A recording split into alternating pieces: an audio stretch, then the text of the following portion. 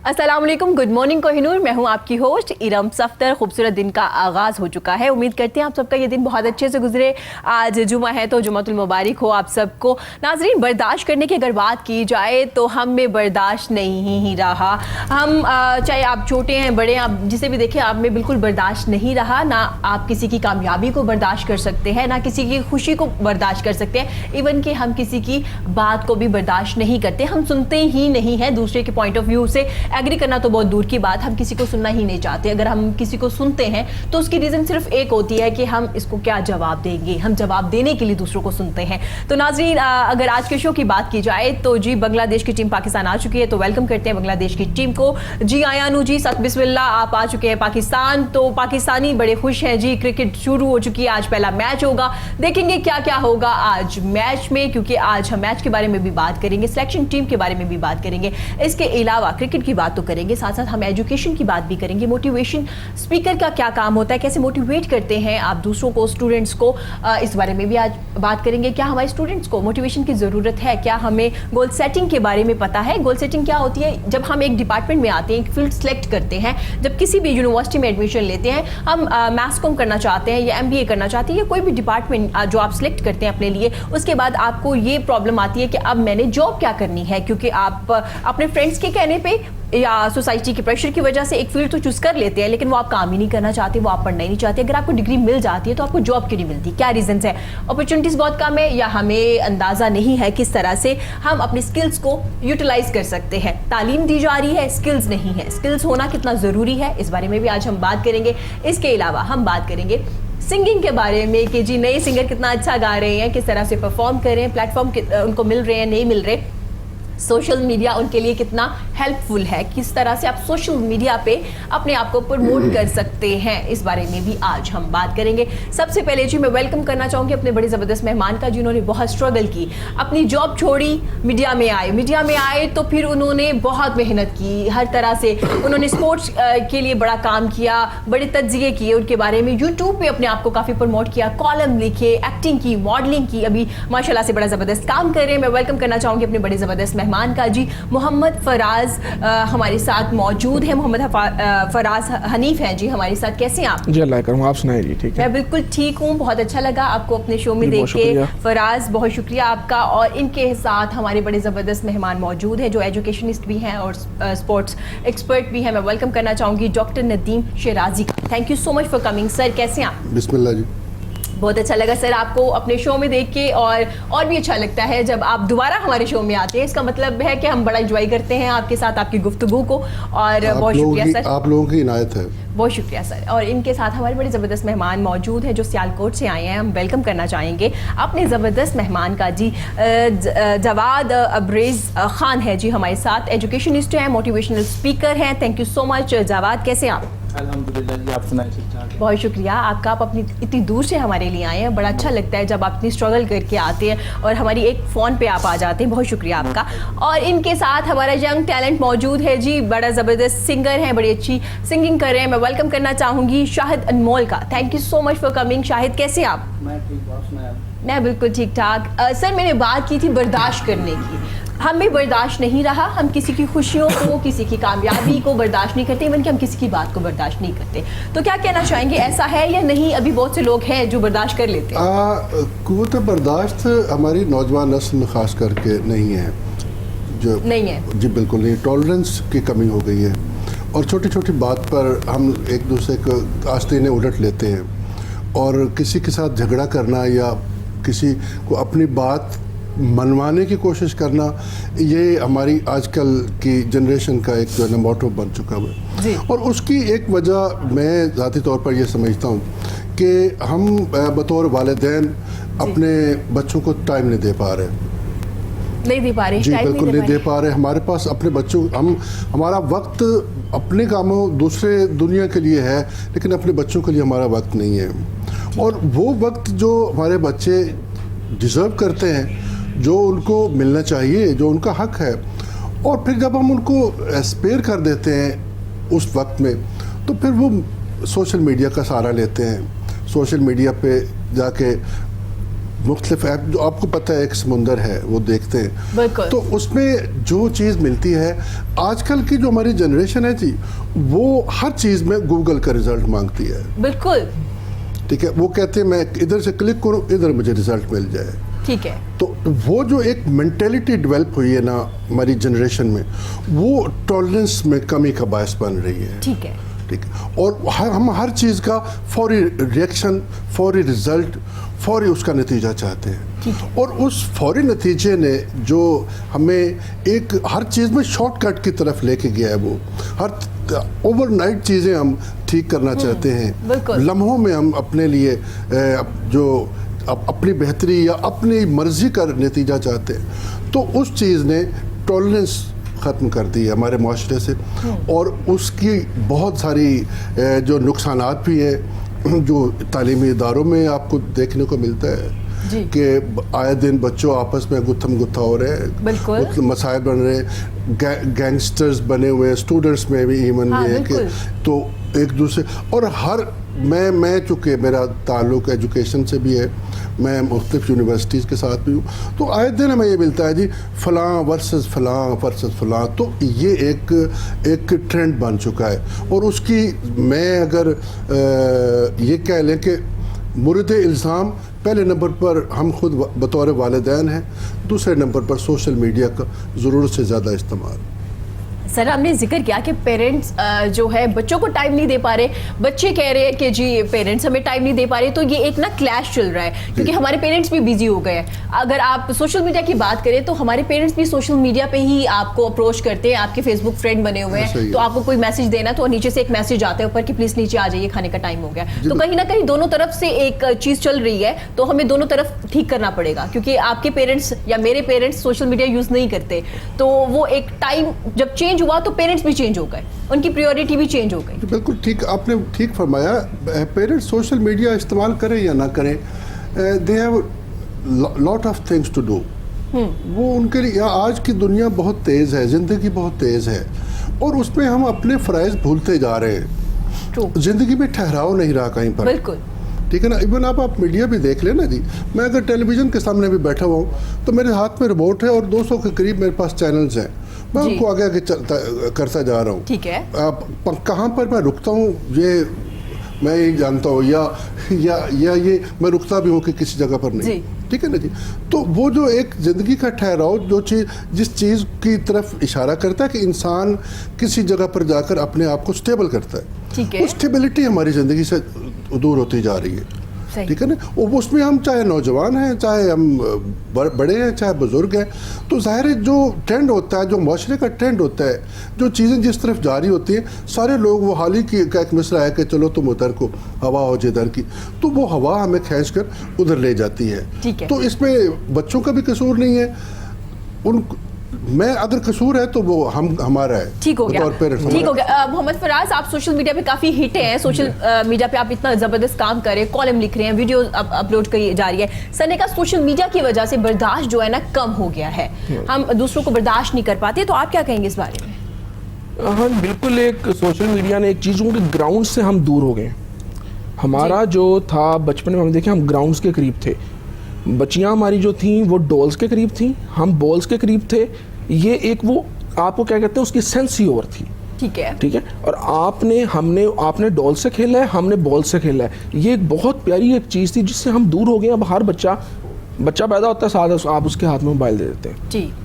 तो ये चीज़ ने भी एक उनको जो ग्राउंड से दूर किया, वो फिजिकली भी एक्टिव नहीं रहे, जिसकी वजह से टेंशन, जब आप फिजिकल एक्टिविटी में नहीं इन्वॉल्व होते, आप नहीं ग्राउंड जाते, तो फिर आप टेंशन में चले जाते हैं। ठीक है। और मैं सर से एक सवाल यहाँ पे छोटा सा करना चाहूँगा कि सर आपको नहीं लगता कि जनरेशन गैप भी एक बहुत बड़ी रीज़न है इसकी? जी, जनरेशन गैप तो एक बहुत बड़ी हकीकत है, लेकिन उस गैप को कम किया जा सकता है कोशिश के साथ, और उस कोशिश पे भी हम इतने मुखलिस नहीं नज़र आ रहे। उसमें ना तालीमी इदारे अपना वो रोल अदा कर रहे हैं, तालीमी इदारे जो कमर्शियल हो चुके हैं, तालीम कमर्शियल हो चुकी है, हर चीज़ कमर्शलाइजेशन की तरफ बढ़ रही है। तो उस कमर्शलाइजेशन ने हमारी ज़िंदगी के हर मौके पर हमें जो हिट किया है जी। ठीक, और उस चीज़ से ना वो चीज़ें हमारी जो वो जनरेशन गैप इसलिए बढ़ रहा है ना जी कि म्यूज़िक हमारा और था, उनका और है। पसंदीदगी हमारी और है, उनकी और है। True. तो चूंकि या तो हम उनके साथ मिल जाए, वो मुमकिन है। सर हमें मिलना पड़ेगा हमें ना, क्योंकि वो वापस नहीं आ सकते। वो वापस नहीं आ सकते। बिल्कुल। मैं अगर कहूँ कि एक मेरा बच्चा जो है ना वो 60s का म्यूजिक सुने, ये पॉसिबल नहीं है। Possible नहीं। ठीक है ना जी। अगर मैं कहूँ कि मेरा बच्चा, मैं जितनी भी कहूँ कि मेरा बाप दादा ऐसा था, हम ऐसे क्या करते थे, वो कहते हैं प्लीज आप पुरानी बातों से बाहर आ जाएं, हमें आज की बात बताएं। बिल्कुल। ठीक है ना। और जब हम उनको आज बताते हैं और उसको उस वक्त हमारी ये कोशिश होती है कि किसी हद तक उनको उस चीज़ उस रास्ते पर लेके आए जो रिक्वायरमेंट है, तो वो उस वक्त हमारे साथ बहस करते हैं। बिल्कुल, कि जबरदस्त जो रास्ता बात आप बता रहे हैं ना वो गलत है। वो गलत है, बिल्कुल सही बात की है कि हमें आना पड़ेगा उनकी जी, हमें लेवल आना तक, पड़ेगा, और उन्हें जी। फिर अपनी जो तरबियत होती है ना, आपके घर में जो माहौल होता है वो तो हम आप दे सकते हैं, उसमें कोई गैप नहीं है। उसमें आप ये नहीं कह सकते जी ये भी ट्रेंड है, फैशन है, चेंज हो रहा है, वो चेंज नहीं होता। एजुकेशन की बात हो रही थी तो जवाद आपसे पूछना चाहूंगी। सर ने कहा तालीमी इदारे जो है अपना किरदार अदा नहीं कर पा रहे उस तरह से जिस तरह से करना चाहिए था। आपके माशाल्लाह से स्कूल है, आप स्कूल रन कर रहे हैं, तो क्या कहना चाहेंगे? क्या आपने अपने स्कूल में जो एक तालीमी मयार है क्या रखा हुआ है आपने? अल्हम्दुलिल्लाह हमारे स्कूल्स में बड़ा अच्छा तलीमी मयार है। सर की बात से मैं आगे उनको कंटिन्यू करते हुए ये कहना चाहता हूँ कि देखिए सिर्फ तलीमी इदारे ही इस चीज़ के लिए पाबंद नहीं हैं कि वो बच्चों की तरबियत करें। ठीक है। देखिए गौसे आज़म, बड़ी बड़ी हस्तियाँ हमारी हिस्ट्री में, हमारी तारीख़ में मौजूद हैं। वो ऐसे लोग हैं कि जिनके माँ बाप ने उनकी वो तरबियत की कि वो हिस्ट्री में, तारीख़ में नाम लिखवा गए। डॉक्टर इल्लामा इकबाल की माँ गौसे आज़म, इस तरह के बड़ी सारी हिस्ट्री, बड़ी सारी पर्सनालिटीज़ हमें तारीख़ में मिलती हैं जी, कि जब हम उनकी हिस्ट्री का मुतालिया करते हैं तो हमें पता चलता है कि इनके पीछे इनकी वालदैन की तरबियत है। हाँ, नो डाउट कि तलीमी इदारों का भी बहुत ज़्यादा किरदार है इसमें। अल्हम्दुलिल्लाह हम अपने स्कूल्स में बच्चों को इस तरह के तलीमी निज़ाम की तरफ लेकर आ रहे हैं जिसमें बच्चों को मोटिवेट भी किया जा रहा है, बच्चों को अखलाकियात सिखाई जा रही हैं। हम जो अपने तलीमी निज़ाम को मैं समझता हूँ कि हमने एक वक्फ़ कर लिया है किताबों तक। हमने बच्चों को किताबें पढ़ाई, बड़े बड़े बैग बना दिए, बच्चों के कॉपीज़ डाल दी, किताबें डाल दी, लेकिन जो असल एजुकेशन है, जो सच, हकीकत, रियलिटी वाली एजुकेशन है, वो हम बच्चों को स्कूल्स में नहीं दे पा रहे। उसका सबसे बड़ा जो मैं समझता हूँ मज़र है या उसके पीछे जो रीज़न है वो ये है कि हमारे उस्ताज़ इकराम भी इस चीज़ को नहीं समझ पा रहे। उस्ताज़ इकराम या टीचर्स जो हैं उन्होंने एक टीचिंग को एज ए जॉब ट्रीट करना शुरू कर दिया है। मैं समझता हूँ कि जो टीचिंग है ये एक प्रोफेशन है और ये अल्लाह के नबी का प्रोफेशन है। अल्लाह के नबी ने फरमाया कि मैं मुअल्लम बना कर भेजा गया हूँ। इसलिए मैं समझता हूँ कि उस्ताज़ इकराम का यहाँ पर बहुत किरदार बनता है कि वो ख़ुद पहले अपने आप को मॉडरेट करें, मॉडर्न करें, बच्चों के रोल मॉडल बने।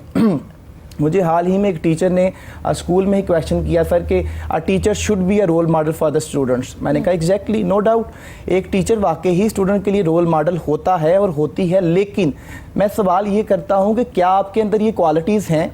आप ख़ुद फॉर एग्जांपल अगर नमाज़ नहीं पढ़ते और आप दूसरों को नमाज की हदायत या तलकीन कर रहे हैं तो क्या समझते हैं कि वो आपकी बात को असर कर लेगा? उस बात का, बात जो दिल से निकलती है असर रखती है। बात जो दिल से निकले आपका पहले उस पर अमल होना चाहिए। ठीक है। इसलिए उस्ताज़ इकराम को रोल मॉडल बनना चाहिए। हक और सच की बात करना सिखाएं बच्चों को, ईमान की बात करना सिखाएं बच्चों को, ईमानत की बात करना सिखाएं बच्चों को, ईमानत में खयानत नहीं करनी ये सिखाया जाए। सिर्फ किताबों पे, सिलेबस पे वक्फ ना रहें। अच्छा, जवाद आपने बड़ी ज़बरदस्त बात की कि वो चीज़ मैटर करती है जो जिस पे आप खुद अमल करते हैं। तो अगर आप किसी को एडवाइस करेंगे, जैसे सर अगर किसी चीज़ पे अमल करें, मुझे एडवाइस करेंगे तो मेरे पे असर होगा क्योंकि वो कर रहे हैं, अमल कर रहे हैं। तो मुझे बताइएगा आपके स्कूल में क्या ऐसा किया जा रहा है? क्या आप जब सिलेक्शन करते हैं अपनी टीचर की तो वो जो टीचर होते हैं बाई चांस आपके पास आते हैं, बाई चॉइस आते हैं? क्योंकि टीचर तो वही अच्छा होगा ना जो बाई चॉइस आएगा। एग्जैक्टली हमारे पास जो भी टीचर्स आते हैं हमारा एक क्राइटेरिया है बाकायदा। हम उनकी पहले प्रॉपर इंटरव्यू करते हैं, उनकी सिलेक्शन करते हैं, उनके एम्स और डिज़ायर्स जाने जाते हैं, उनसे पूछा जाता है कि क्या आप टीचिंग जॉब के लिए सिर्फ आई हैं, पैसों के लिए आई हैं, या आपका पैशन भी है? माज़रत के साथ टीचर्स को इतने पैसे भी तो नहीं दिए जाते हैं। बिल्कुल एग्जैक्टली, ये बहुत बड़ा अलमिया है, ये तो हकीकत है, ये रियलिटी है। जो आपके 40 बच्चे या 30 बच्चे हैं, इन पे क्यों उनको सिखाएं? वो तो फिर अपने पेट पालने के लिए ही आपके पास स्कूल में आ रही है ना, तो ये भी एक अलमिया है हमारी। एग्जैक्टली ये बहुत बड़ा अलमिया है सोसाइटी का, क्योंकि अगर हम टीचर्स को पे करने पे आए तो मैं समझता हूँ कि टीचर्स का पे तो कुछ बनता ही नहीं, उसको हम मुआवजा दे ही नहीं सकते, क्योंकि जो टीचर्स किरदार अदा करते हैं, आप यकीन माने कि मैंने मैंने इतनी कंट्रीज के मुतालिक मुतालिया किया तो मुझे पता चला कि उन लोगों ने वेपन्स पे, हथियारों पे इतना खर्च करना छोड़ दिया जितना वो टीचर्स पे, अपने उस्ताज़ा इकराम पे कर रहे। वो समझते हैं कि जो किरदार उस्ताज़ा इकराम या टीचर्स अपने बच्चों के लिए कर सकते हैं वो हथियार, वेपन्स भी नहीं कर सकते, क्योंकि ये बच्चे, ये जो मुल्क का असासा है, ये जो यूथ है, इन्होंने पाकिस्तान की या किसी भी मुल्क की बागडोर संभालनी है। तो इनके ऊपर खास तौर पे पहले टीचर्स के ऊपर इन्वेस्ट करें, टीचर्स को रोल मॉडल बनाएं और टीचर्स ऐसी गाइडलाइन, ऐसी स्टडी, ऐसी टीचिंग बच्चों को प्रोवाइड करें कि बच्चे माशरे में आगे ऐसे रोल मॉडल्स बनकर आएँ कि उनमें बर्दाश्त भी हो। अदम बर्दाश्त की वजह से, जैसे आपने बात की, झगड़े बढ़ रहे हैं, लोग एक दूसरे को कत्ल कर रहे हैं, ये मामला हम स्कूल लेवल से ही खत्म कर सकते हैं अगर हम अपने टीचर्स को गाइडलाइन दें। इस ज़मन में अल्हम्दुलिल्लाह एज ए मोटिवेशनल स्पीकर हम बहुत से ऐसे सेमिनार्स भी कंडक्ट करते हैं कि जिनमें हम टीचर्स को भी ट्रेनिंग देते हैं, उनको सिखाया जाता है, उनको किताबों की तरफ लेके आ रहे हैं। ठीक है सर, ट्रेनिंग के बारे में भी बात करेंगे। टीचर की ट्रेनिंग कितनी ज़रूरी होती है, ट्रेनिंग में क्या सिखाया जाता है, ट्रेनिंग में क्या चीज़ें सबसे ज़्यादा ज़रूरी होती है एक टीचर के लिए। लेकिन अभी बात करेंगे हम सिंगिंग के बारे में। तो जी, कब से करें आप सिंगिंग? मैं कर रहा हूँ बचपन से। किस एज में? एज थी तब 14 साल थी। 14 तो साल। गाने का बहुत शौक था, तो सुनता था, सॉन्ग सुनता था घर से, घर वालों से रुक के सुनना। एंड फिर तो कभी कभी गाना, तो एक दफ़ा स्कूल में सर ने खड़ा कर दिया, कुछ सुनाओ, तो मैंने गाना सुनाया। तो सर ने बोला, सब दोस्तों यारों ने बोला कि आपकी तो आवाज़ अच्छी है, तो आप अच्छा, तो रिकॉर्ड करवाएं सॉन्ग। तो घर से भी सपोर्ट मिला अल्हम्दुलिल्लाह।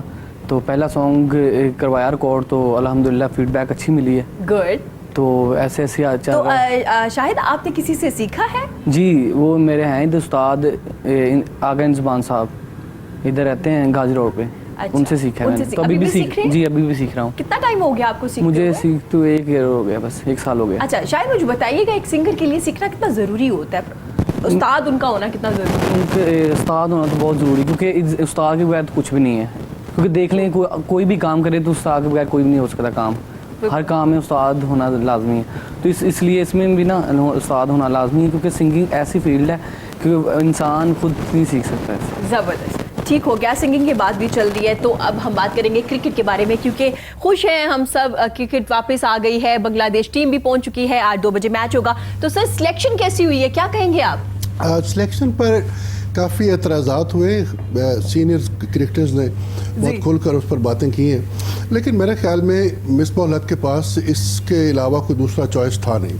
ठीक है। क्योंकि उसने यंग टीम खिलाई ऑस्ट्रेलिया के ख़िलाफ़ भी और पीछे श्रीलंका के ख़िलाफ़ भी, तो उसको कम से कम ये महदूद ओवर्स के मैच में उसको अच्छे रिजल्ट्स नहीं मिले। टेस्ट में फिर हम ठीक खेल गए। तो अब जो उसने शोएब मलिक को और हफीज़ को वापस बुलाया है, तो मेरे ख्याल में वो एक बंद गली में चले गए थे मिसबाह हक। तो शोएब का और हफीज़ का कम से कम इस टीम के साथ थोड़ा और खेलना बनता है, क्योंकि ये आज 2 लड़कों को डेब्यू हो रहा है उनका। ठीक है। एक बैट्समैन है, एक बॉलर है। बिल्कुल। ठीक है। और उसके अलावा हमारा कैप्टन जो है ना बिल्कुल यंग है, वो अभी उसकी इतना एक्सपीरियंस नहीं है। और शोएब मलिक अगर मिड ऑन पे खड़ा होगा, हफीज़ उसके साथ होगा, कोई एक बंदा उनको कम से कम मोटिवेट करने वाला हो, तो हमेशा आप ऑस्ट्रेलिया की मिसाल दे दें, आप न्यूजीलैंड, अब दुनिया की जितनी बड़ी बड़ी टीमें, तो वो अपने सीनियर्स को उस वक्त तक ज़ाया, तो मैं नहीं कहूँगा यानी अपनी टीम से अलग नहीं करते जब तक वो जूनियर्स का लेवल उस लेवल तक नहीं ले आते कि वो इंटरनेशनल लेवल पर अपने आप को मनवा लें। बल्कि वहाँ तो 19 साल की उम्र में इंटरनेशनल टीम में लाना वैसे भी उनके नुक्ता नज़र से गलत है। ये पाकिस्तान इंडिया में ये चलती है चीज़ कि हम 17-18 साल के बच्चे को लेके आ जाते हैं, लेकिन ऑस्ट्रेलिया जैसी क्रिकेट में वो पहले 100 मैच खिलवाते हैं वो फर्स्ट क्लास लेवल पर, फिर वो लेकिन इस वक्त मेरी ज़ाती राय के मुताबिक ये यंग और एक्सपीरियंस का एक बहुत अच्छा इम्तजाज है। और हमें विक्ट्री की अशद ज़रूरत थी टीम को मोटिवेशन के लिए, कौम की मोटिवेशन के लिए, और टीम का आगे T20 वर्ल्ड कप आ रहा है, तो अगर हम सारे T20 टूर्नामेंट हार कर हम वर्ल्ड कप में जाएंगे तो वो हमारा एक, चूँकि हम एक दुनिया की नंबर 1 टीम रह चुके हुए हैं, माजी करीब में हम T20 में नंबर 1 थे, अब हम कुछ पॉइंट्स से ज़रा नीचे जा रहे हैं। ठीक है। तो अभी भी हमारे पास वक्त है, अभी वर्ल्ड कप में थोड़ा टाइम है हमारे पास। अगर सीनियर्स के साथ लेकर चले। और कैप्टन जो है ना वो थोड़ा हमारा माशाल्लाह मैच्योर, खेल में तो मैच्योर है ही है, उसकी कैप्टनसी को मैच्योर होने में थोड़ा वक्त लगेगा, क्योंकि कप्तानी करना कोई आसान काम नहीं है, बिल्कुल। ठीक है, तो उसके लिए उसके साथ साथ अपनी परफॉर्मेंस को भी मेंटेन करना। परफॉर्मर वो ही इज वंडरफुल। इस वक्त वो दुनिया में चंद बैट्समैनों में एक है जितना अच्छा वो खेल रहा है, उसके पास सब कुछ है। उसके पास अगर किसी चीज़ की ज़रूरत है तो वो सिर्फ उस कैप्टनसी के एक्सपीरियंस की ज़रूरत है, जिसके लिए उसको शोएब मलिक और हफीज़ जैसे शख्स की का साथ होना ज़रूरी था। बल्कि मैं तो अपनी ये राय दूंगा कि T20 का वर्ल्ड कप इसी साल है, तो इसी टीम को इसी तरह लेके चलना चाहिए। ये ज़रूरी नहीं कि हम 2 मैच जीत लें तो फिर हम सीनियर्स को साइड पे कर दें। ठीक है, एक वक्त होता है हर चीज़ का, मगर कुछ चीज़ों की आपको हर वक्त ज़रूरत रहती है। सर, ये जो सीनियर के साथ जूनियर का कॉम्बिनेशन होता है, ये ज़्यादा अच्छा नहीं होता कि जब आप जूनियर को भी साथ लेके चलते हैं तो आप अच्छा परफॉर्म करते हैं, जूनियर को भी मौका मिल जाता है। यही मसला बन जाता है ना हमारे यहाँ असल में तनकीद बहुत ज़्यादा होती है। ठीक है, हम ड्राइंग रूम में बैठकर हमारी सारी कौम जो है ना वो पॉलिटिशियन है, हमारी जब वर्ल्ड कप होता है हम सारे क्रिकेटर बन जाते हैं, ठीक है। और लेकिन हमें ये प्रोज और कॉन्स का नहीं पता होता। टेलीविज़न पे बैठकर कुछ ऐसे क्रिकेटर्स भी बहस कर रहे होते हैं जिनकी अपनी क्रेडिट पे चंद एक मैचेस होते हैं, ठीक है, तो वो इतने बड़े क्रिकेटर्स को मुर्द इल्ज़ाम ठहरा रहे होते हैं कि जिनका आपस में कोई मैच ही नहीं है, जिनका आपस में कोई मवाजना नहीं है। तो बात ये असल में कि जो चीज़ करके दिखाई जाती है, जो परफॉर्म करके दिखाया जाता है ना, असल में वही आज के दौर में क्रिकेट जो है ना वो इतनी जदीद हो चुकी है कि टीमों में ज़्यादा फ़र्क नहीं रहा। अब आप बांग्लादेश को कभी आप जो है ना उनको लाइटली मत लें, मत उनको, जिस तरह उन्होंने वर्ल्ड कप खेला है वो तो ऑलमोस्ट सेमीफाइनल में आने वाली टीम बन रहे थे। क्रिकेट में तो बिल्कुल भी किसी टीम को लाइट नहीं लेना चाहिए। एक ज़माना था कि हम जिम्बाब्वे को कर लेते थे, लेकिन श्रीलंका फिर जिस तरह अपने आप को 96 पे ऊपर लेके आया, ठीक है ना जी। उसके बाद अब माशाल्लाह बांग्लादेश की टीम जो है ना वो इस वक्त वर्ल्ड रिनाउंड टीम है। थोड़ा सा इस वक्त जो उनकी जो बैटिंग लाइनअप है उनको थोड़ा सा दचका लगा हुआ है मुशफिक और रहमान के ना आने की वजह से, जी बिल्कुल जी, और शकीब पर पाबंदी लगी हुई है कुछ अरसे के लिए, तो ये उनके लिए थोड़ा सा ड्रॉबैक है। लेकिन वो तमीम के होते हुए और बाकी जो उनकी यंग लॉट है दे आर वंडरफुल। जबरदस्त। फराज, आप क्या कहना चाहेंगे, क्योंकि आप भी काफ़ी तज्जिया देते हैं अपना क्रिकेट के बारे में, सिलेक्शन कैसी है? हफीज़ के वापस आ जाने से अच्छी परफॉर्म कर पाएंगे, वो अपना बेस्ट दे पाएंगे? देखिए, एक क्वेश्चन मार्क तो दोनों पे है, शोएब मलिक और हफीज़ पे। लेकिन बात ये फिर वही जो उन्होंने कही कि शोएब मलिक और हफीज़ पिछले कई अरसे से टेस्ट और वनडे नहीं खेल रहे, वो T20 खेल रहे हैं अब काफ़ी अरसे से, लेकिन उनको परफॉर्म अब करना पड़ेगा इसमें। और आप देखें कि जो बाबर आजम है पाकिस्तान का T20 का इस वक्त बेस्ट एवरेज है उसकी, मिस बॉल 50+ और T20 में नंबर 1 बैट्समैन है। इसके बाद मिस बॉल हक की 37 है। अब ये देखें कि एक्सपीरियंस और जूनियर्स का कॉम्बिनेशन ज़रूरी था, और जब एक आप यंग कैप्टन बनाते हैं ना तो उसके साथ आपको स्पोर्टिंग रोल चाहिए होता है शोएब मलिक और हफीज़ की सूरत में। दूसरी तरफ जो बांग्लादेश, देखें बांग्लादेश तो बहुत ग्रूम कर गई, बहुत मैच्योर टीम है। अब तो T20 ऐसी क्रिकेट है जिसमें अब जिम्बाब्वे UAE को भी इजी नहीं ले सकते। लेकिन ये तो बांग्लादेश की टीम जो 2007 में इन्होंने जो इंडिया को हराया था वर्ल्ड कप में, उसके बाद से तो इनकी टीम इंप्रूव होकर सामने आई है। ठीक है, मुशफिकुर रहीम नहीं आए, शकीब पे पाबंदी लग गई, लेकिन इनकी टीम में आप टैलेंट देखें कि इनके जो तमीम इकबाल, मेरे ख्याल में इनके पायनियर्स हैं इनकी बैटिंग में, वो हैं लिटन दास हैं, सोम्या सरकार बड़े अच्छे ऑलराउंडर हैं। और अगर आप इनका जो कैप्टन है वो ऑफ स्पिनर आए थे महमूदुल्लाह, बाद में उन्होंने बैटिंग में इंप्रूव किया, तो टीम इनकी बहुत ज़बरदस्त है। और आपको एक बहुत इंटरेस्टिंग मैचेस होंगे। लेकिन मैं यहाँ पे एक बात ऐड करूँ कि वो BPL खेल के आ रहे हैं, बांग्लादेश प्रीमियर लीग, और हम टेस्ट खेल के आ रहे हैं। एक फ़र्क होगा और हो सकता है कि आपको एडजस्ट करने में एक मैच लगे अभी। आज का मैच तो बहुत टफ कंपटीशन होने की उम्मीद है। और आज के मैच से रिलेटेड मैं एक और बात भी करना चाहूँगा कि आज की जो पिच है ये इंपॉर्टेंट होगी। जो भी कैप्टन टॉस जीतेगा, आई थिंक कि वो बैटिंग की तरफ जाएगा, बैटिंग की तरफ जाएगा। जी, मैं थोड़ा इस पे ये कहूँगा कि बहुत अच्छा तज्जिया किया मेरे भाई ने। सूरत हाल ये कि बांग्लादेश के खिलाफ पाकिस्तान को थोड़ा सा नफसियाती एज हासिल है। अच्छा, बिल्कुल ठीक है। एक ज़माने में पाकिस्तान को माजरत श्रीलंका के खिलाफ भी था कि अच्छा मैच होते हुए भी एंड पे जाके एक ऐसी टीम जिसको थोड़ा नफसियाती प्रेशर में आ जाती है, वो मैच लूज कर जाती है। जी। तो ये बांग्लादेश के हवाले से अगर आप बात करें तो पिछले वर्ल्ड कप में बांग्लादेश बहुत अच्छी खेल रही थी, पाकिस्तान के खिलाफ बिल्कुल वो दब गए। और अगर वो एक मौजाती टारगेट ना होता कि हमने 410 रन से उनको हराना था, जी। जो कि नामुमकिन था, ठीक है। तो अगर 60-70 रन 80 रन का फर्क होता, हो सकता पाकिस्तान उनको इस लेवल पर हरा देता। हाँ बिल्कुल। तो इस वक्त पाकिस्तान की फास्ट बॉलिंग जो है वो थोड़ी सा क्वेश्चन मार्क है। हसनैन अगर अच्छी बॉलिंग नहीं करता तो बाकी एक नया लड़का जो आज डेब्यू कर रहा है, एहसन अली, हारिस डेब्यू कर रहा है, एहसन बैटिंग में डेब्यू कर रहे हैं। हाँ, एहसन अली भी हाँ, कर रहे हैं, वो क्या बैटिंग में कर रहा है। तो फास्ट बॉलिंग पर थोड़ा सा क्वेश्चन मार्क है। बाकी ये कि पाकिस्तान की टीम उनसे आज जो एक्सपर्ट की राय है वो भी 70-30 पर है। ठीक है बिल्कुल, सर, कुछ तज्ज़ियाकार कह रहे हैं ना कि हफीज और शुएब उस तरह से परफॉर्म नहीं कर पाएंगे जिस तरह से करना चाहिए। आपको लगता है कि कर पाएंगे आज के मैच में? परफॉर्मेंस करना या ना करना जी, ये तो कोई प्रिडिक्ट नहीं किया जा सकता। ठीक है। खुद प्लेयर को नहीं पता होता कि एक गेंद का खेल है क्रिकेट, यानी एक गलती पर आप अपने पवेलियन में बैठे होते हैं। बिल्कुल। ठीक है, लेकिन ये कि उनका टीम में होना, उनका फील्ड में होना, देखिए शुएब मलिक इस वक्त और हफीज उम्र के लिहाज से जाहिर है और इस वक्त लेट 30s में, बिल्कुल। लेकिन फील्डिंग के हवाले से शुएब मलिक इस वक्त भी उसके रिफ्लेक्शन सबसे ज्यादा बेहतर है। बाउंड्री लाइन पे वो फील्ड करता है, फिट सबसे थ्रो अच्छी फेंकता है, कैच अच्छा करता है, ग्राउंड फील्ड उसकी अच्छी है।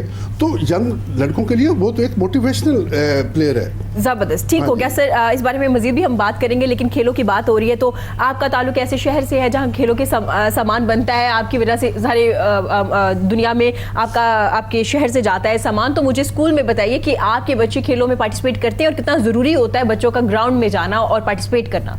बिल्कुल बहुत ज़रूरी है। जैसे जी तालीम ज़रूरी है, निसाब की बातें ज़रूरी हैं, या क्लासेस में बच्चों को बिठाकर लेक्चर्स देना ज़रूरी है, इसी तरह से खेलें बहुत ज़रूरी हैं। हम अपने स्कूल्स में स्पोर्ट्स गाला बाकायदा इनकाद करते हैं, हर सालाना हम इनकाद करते हैं स्पोर्ट्स गाला का, और बल्कि हम डेली बेस पे भी जब ब्रेक होती है तो हमारी कोशिश होती है कि बच्चे लाजमी तौर पे कोई ना कोई स्पोर्ट्स खेलें। इवन कि मैं पेरेंट्स को भी लाजमी तौर पे इल्तमास करता हूँ, रिक्वेस्ट करता हूँ कि बच्चों को पूरा दिन पढ़ाई में ना उलझाए रखें, उनको स्पेसिफिक एक टाइम दें, एक टाइम फ्रेम होना चाहिए उनका, लाजमी तौर पर टाइम मैनेजमेंट होनी चाहिए जिसमें बच्चे थोड़ी देर के लिए पढ़ें, कुछ देर के लिए वो रेस्ट करें, और बाकी कुछ टाइम उनको स्पोर्ट्स के लिए भी देना चाहिए, क्योंकि healthy mind has a healthy body has a healthy mind.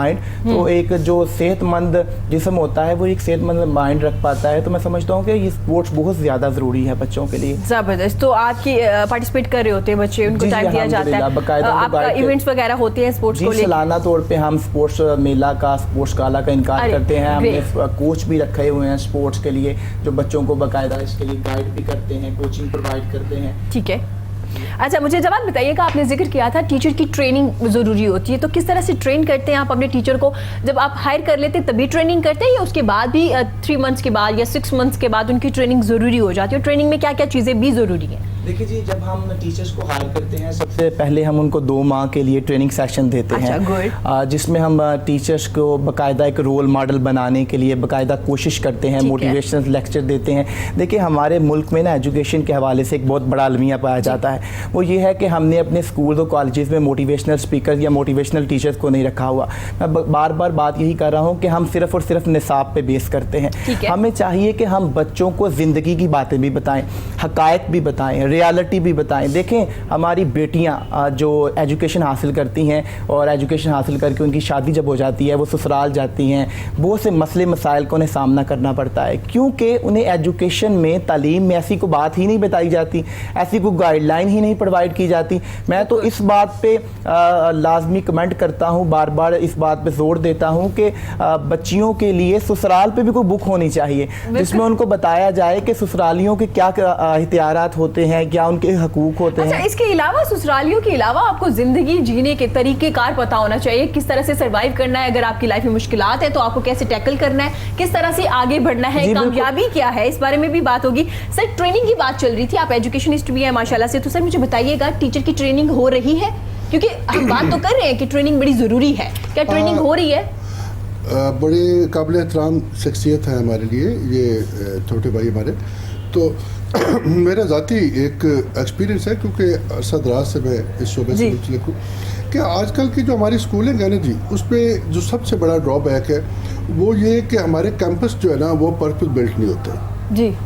ठीक है। स्कूल के जितने भी यानी प्राइवेट सेक्टर में तो हमें ये मुमकिन नहीं है, ये गवर्नमेंट सेक्टर में ये पॉसिबल था। हमारे पास क्रिकेट फील्ड होते थे, फुटबॉल फील्ड होते थे। ठीक है। आज भी कम से कम कुछ स्कूल ऐसे हैं जिनमें बड़े बड़े स्कूल्स का नाम लिया जा जी, सकता बिल्कुल। है। एचएसएन कॉलेज चांदबाग स्कूल हो गया, जी। तो उनके पास सारा इंफ्रास्ट्रक्चर है। तो जब हम आते हैं ना प्राइवेट सेक्टर में, उसमें भी बड़े बड़े नाम हैं। मैं इस वक्त तो टेलीविज़न पर नाम लेना वैसे भी पॉलिसी जी, बिल्कुल होता है, ठीक है ना।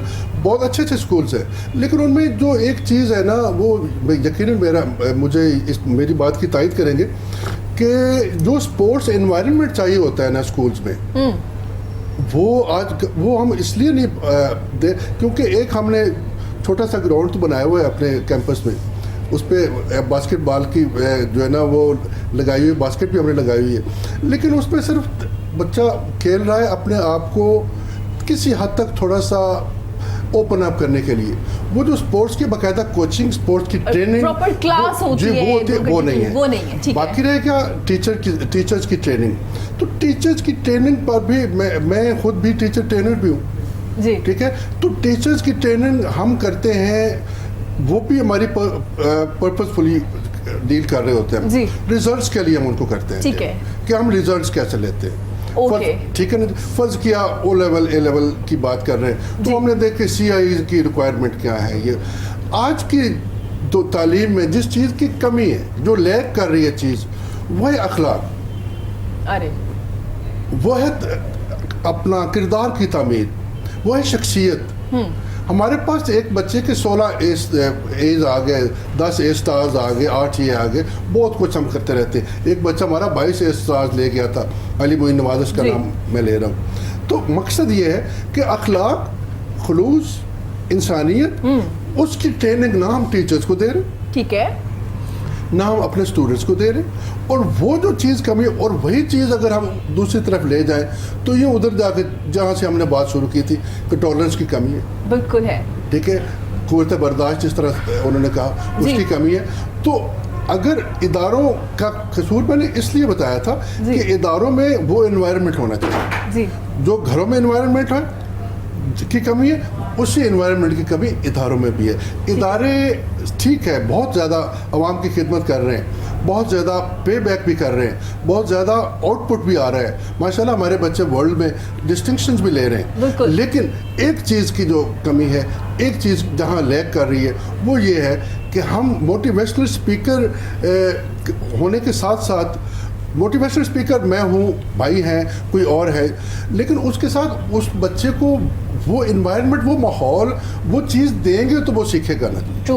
ठीक है। और रह गया उस्ताद का, जहाँ तक आपने कहा कि उस्ताद की जो है सैलरी कम होती है, तो अभी पिछले दिनों मैं उसमें किस हद तक सही हूँ, जब जर्मनी के वाइस चांसलर को कुछ इंजीनियर्स और डॉक्टर्स ने अप्रोच किया कि हमारी तनख्वाह टीचर्स के बराबर होनी चाहिए। अरे ठीक है। और ये मीडिया की खबर है, मैं इसलिए क्योंकि मीडिया पर ही बात कर रहा हूँ, तो इसकी सदाकत मैं मीडिया पर ही, वो कहते हैं ना कि दरोग बरगर्दन रावी।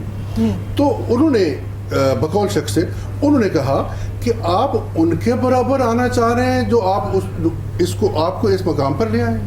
अरे ठीक है, आप तनख्वाह उनके बराबर मांग रहे हैं, आप सहूलतें उनके बराबर मांग रहे हैं जिन्होंने आपको इस लेवल पर पहुंचाया। तो बात यह है कि हमारे यहाँ टीचर की तनख्वाह पहले से बेहतर है, लेकिन अभी भी बहुत कुछ करने वाला है, बहुत ज़रूरत है, बहुत ज़रूरत है। जितना हम उससे काम लेते हैं, जितना हम उसको बाउंड करते हैं, जितना हम उससे अपने, जितना वो हमें देता है, उतना हम उसको दें। बिल्कुल सर, ऐसे ही है, जब आप इतना काम कर रहे हो, आपको कुछ मिल ना रहा हो, तो आपका दिल नहीं करता उस तरह से, पैशन आपका खत्म होना शुरू हो जाता है, अपना नहीं डिलीवर कर पाते। जैसे कि जवाद भी कह रहा था कि हमें तरबियत करनी चाहिए, हमें उनको पढ़ाना चाहिए जिंदगी गुजारने की। जी जवाद, आप क्या ऐड करना चाहते हैं? बिल्कुल यही ऐड करना चाह रहा हूँ कि जैसे सर ने कहा, बड़ी अच्छी उन्होंने बात की कि हम स्पोर्ट्स के लिए इन्वायरमेंट नहीं दे पा रहे हैं बच्चों को। एक्चुअल में बात यह है कि हमारा निसाब और सिलेबस इस तरह का बना दिया गया है जिसमें बच्चों के लिए टाइम ही फ्रेम बहुत कम कर दिया गया है। आप यकीन माने कि हमारे प्ले ग्रुप और जूनियर सीनियर के बच्चे, मोंटेसरी लेवल की मैं बात कर रहा हूँ, वहाँ पे बच्चों को इतने भारी बैग उठाकर भेजा जाता है कि बच्चे जब स्कूल आते हैं वो थक गए होते हैं और जब घर जाते हैं फिर वही हाल उनका। देखिए, ज़रूरी किताबें, ज़रूरी निसाब को निकाल दिया गया है। जहाँ पे इस्लाम की बात दर्ज करनी चाहिए थी वो हम नहीं कर रहे हैं। जहाँ पे आपने अहलाक की बात की, तो अहलाक सबसे ज़्यादा हर दुनिया का, हर मुल्क, हर फ़िलासफ़र हमारे नबी की पैरवी करता है अहलाक में। तो वो चीज़ें हम अपने सिलेबस और अपने निसाब से निकालते जा रहे हैं और हमने गोरों की किताबें और दूसरे सिलेबस को निसाब में शामिल कर दिया है। तो ये बहुत बड़ा लम्हा फ़िक्री है। दूसरा, बिल्डिंग्स की बात की। देखें, अब जिस तरह की सिटीज़ में बिज़ी शेड्यूल में, बिज़ी लाइफ में हम लोग रह रहे हैं, छोटी छोटी सिटीज़ में, तो वहाँ पे बहुत बड़े प्ले ग्राउंड्स, बहुत बहुत बड़ी बिल्डिंग्स बनाना मुमकिन नहीं है, पॉसिबल नहीं है। तो तालीम अगर देनी है, अच्छी तालीम, तो लोग टाटों पे बैठ कर भी पढ़ते रहे हैं। और जितने भी CSS ऑफिसर्स हैं या हमारे मुल्क में कामयाब तरीन लोग हैं, ये गवर्नमेंट के स्कूलों से उठ के आए हुए हैं। टाटों पे बैठने वाले ये लोग थे। और इकबाल ने कहा है कि ख्वाहिशों से नहीं गिरते फल जोली में, वक्त की शाह को तादेर हिलाना होगा, कुछ नहीं होगा अंधेरों को बुरा कहने से, अपने हिस्से का दिया खुद ही जलाना होगा। तो ये दिया हमें खुद जलाना है और अल्लाह के फजलो करम से हम अपनी तरफ से तो कोशिश करते रहें, एक शमा हम जलाते रहें, इंशाअल्लाह ताला अल्लाह हमें कामयाब और कामयाब बिल्कुल ऐसे ही है। यहाँ वक्त हुआ है छोटी सी ब्रेक का, लेकिन ब्रेक से पहले हमारे साथ मौजूद है शाहिद। तो शाहिद की खूबसूरत आवाज़ में हम उनका खूबसूरत सा गाना भी सुनेंगे।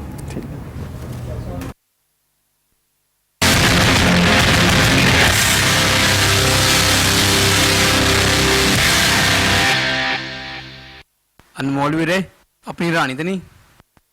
नहीं वीरे, ओ नहीं, ओहो ये गौर ना वेख जरा। ला जरा।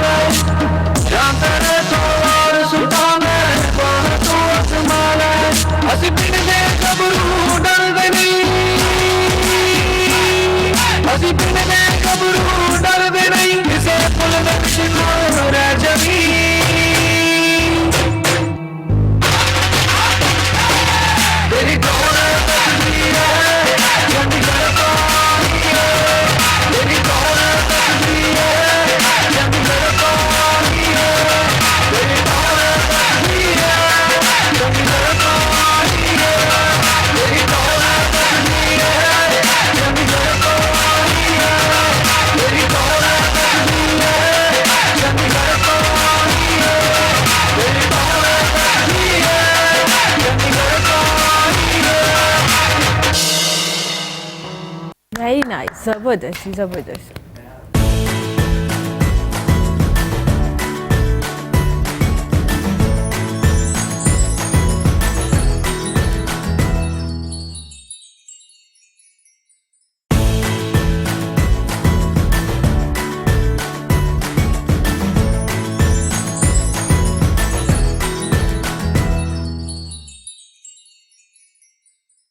वेलकम बैक जी। गुफ्तगू का सिलसिला जारी है। मेरे साथ ज़बरदस्त मेहमान मौजूद है जो क्रिकेट के बारे में भी बात कर रहे हैं, एजुकेशन के बारे में भी बात हो रही है जी, और सिंगिंग के बारे में भी बात हो रही है। तो अब मोहम्मद फराज से पूछेंगे। मोहम्मद फराज, आप जॉब कर रहे थे, अपनी जॉब छोड़ी, मीडिया में आ गए, किस तरह से आपने ये सोचा और किस तरह से आए आप मीडिया में?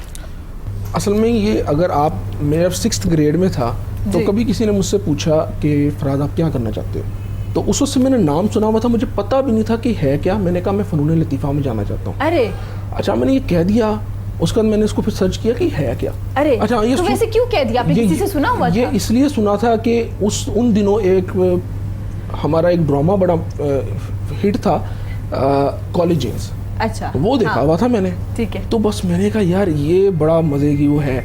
अच्छा, लेकिन फिर उसमें इंटरेस्ट मेरा ऐसे कि मेरा उर्दू से था थोड़ा सा इंटरेस्ट, तो उस चीज़ को मैंने कहा कि मेरा कप ऑफ टी कोई और नहीं है, बस ये साइड है। लेकिन फिर ना पेरेंट्स की उस वक्त नहीं अलाउ करते थे, कहते हथों निकल गया मुंडा। अच्छा, मीडिया में जा वो ऐसे अमूमन वैसे लड़कियों के लिए होता है कि मीडिया में क्या करना है या क्या क्या करोगे, वो क्या करोगे, सॉरी सर, क्या करोगे आप जाके, तो उनको ये लगता था कि उसमें क्या है, आप कोई ढंग का काम करो। अच्छा। उनको ये लगता था।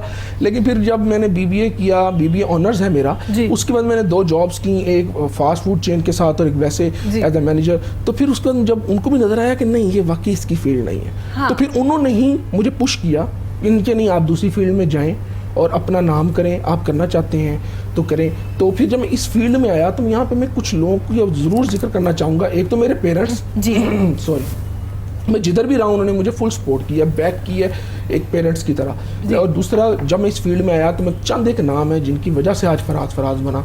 उनमें सबसे पहले मैं लूँगा आमना मुनव्वर कुरैशी। उन्होंने मुझे प्रोडक्शन से लेके ईच एंड एवरीथिंग सिखाई, बिहाइंड द कैमरा सिखाया। फिर उनके साथ मुझे जो फर्स्ट टाइम सोशल मीडिया पे इन कराया वो थे सुहेल जावेद। मुझे कॉलम्स की तरफ लेके गए ज़हीर सुलहरी साहब, अनम जाहिद है, उन्होंने मुझे बहुत सपोर्ट किया इस फील्ड में।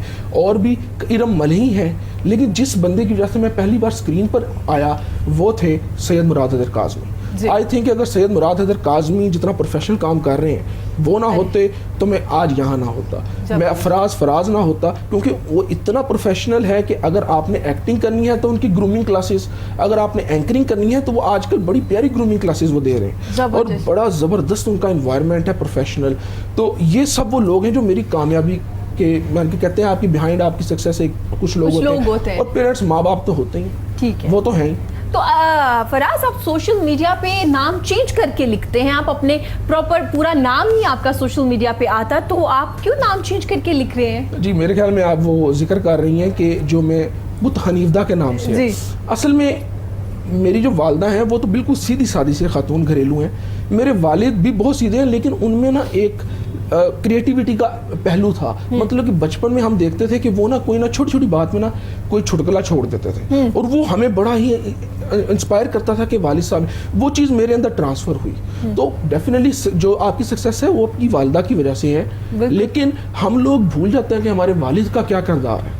तो फिर डेफिनेटली मैं उनका बेटा और उनकी ही चीज़ मेरे अंदर आई, मेरे जीन्स में, जिसकी वजह से आज मैं यहाँ बैठा हूँ। तो डेफिनेटली फिर पुत हनीफदा, और मुझे बड़ा प्राउड फील होता है, बल्कि मीडिया में मोस्टली लोग मुझे अक्सर फराज नहीं कहते पुत हनीफदा। हाँ, तो मेरे लिए वो अंदर जो फीलिंग होती है वो मैं बता नहीं सकता कि मुझे मेरे बाप के नाम से पुकारा गया, यही मेरा सब कुछ है। बिल्कुल, माँ बाप के बगैर कुछ होता ही नहीं है। ज़बरदस्त। साथ साथ क्रिकेट की भी बात चल रही है, क्योंकि आज काफ़ी खुश हैं हम लोग कि मैच होगा। आप देखते हैं कौन सी टीम किसको टफ टाइम देगी। तो सर बताइए, टॉस अगर जीत जाते हैं पाकिस्तान तो क्या बैटिंग करनी चाहिए, बॉलिंग करनी चाहिए, आपकी क्या राय है? ये कज़ाफ़ी स्टेडियम का जो अभी तारीखी इसकी एक रिकॉर्ड है, तो कज़ाफ़ी स्टेडियम में विकेट तो हमेशा बैटिंग रही है, वो चाहे आप पहले बैटिंग करें या बाद में करें। लेकिन चेजिंग में पाकिस्तानी टीम कभी न कभी लड़खड़ा जाती है। ये हमारी चेजिंग की हिस्ट्री अच्छी नहीं है। तो अगर ऊपर से 1-2 जल्दी हमारे लड़के आउट हो जाएं तो फिर चेज हमसे नहीं हो पाता। तो अगर हमें होम ग्राउंड की फैसिलिटी आजकल हमें बहुत कम जैसे मिल रही जी। है, तो ज़ह नसीब कि हमें पाकिस्तान में क्रिकेट हो रही है, बिल्कुल। तो इनको इस चीज़ से फ़ायदा उठाना चाहिए। और अगर ये टॉस जीत जाएँ तो खुद पहले बड़ा स्कोर बोर्ड पे लगाएं, और उसके बाद चूँकि इनकी बॉलिंग अभी माशिवाय स्पिन बॉलिंग की इनएक्सपीरियंस बॉलिंग है थोड़ी सी, तो उनको फिर ये एक अच्छा मौका होगा कि दूसरी टीम को पकड़ सके।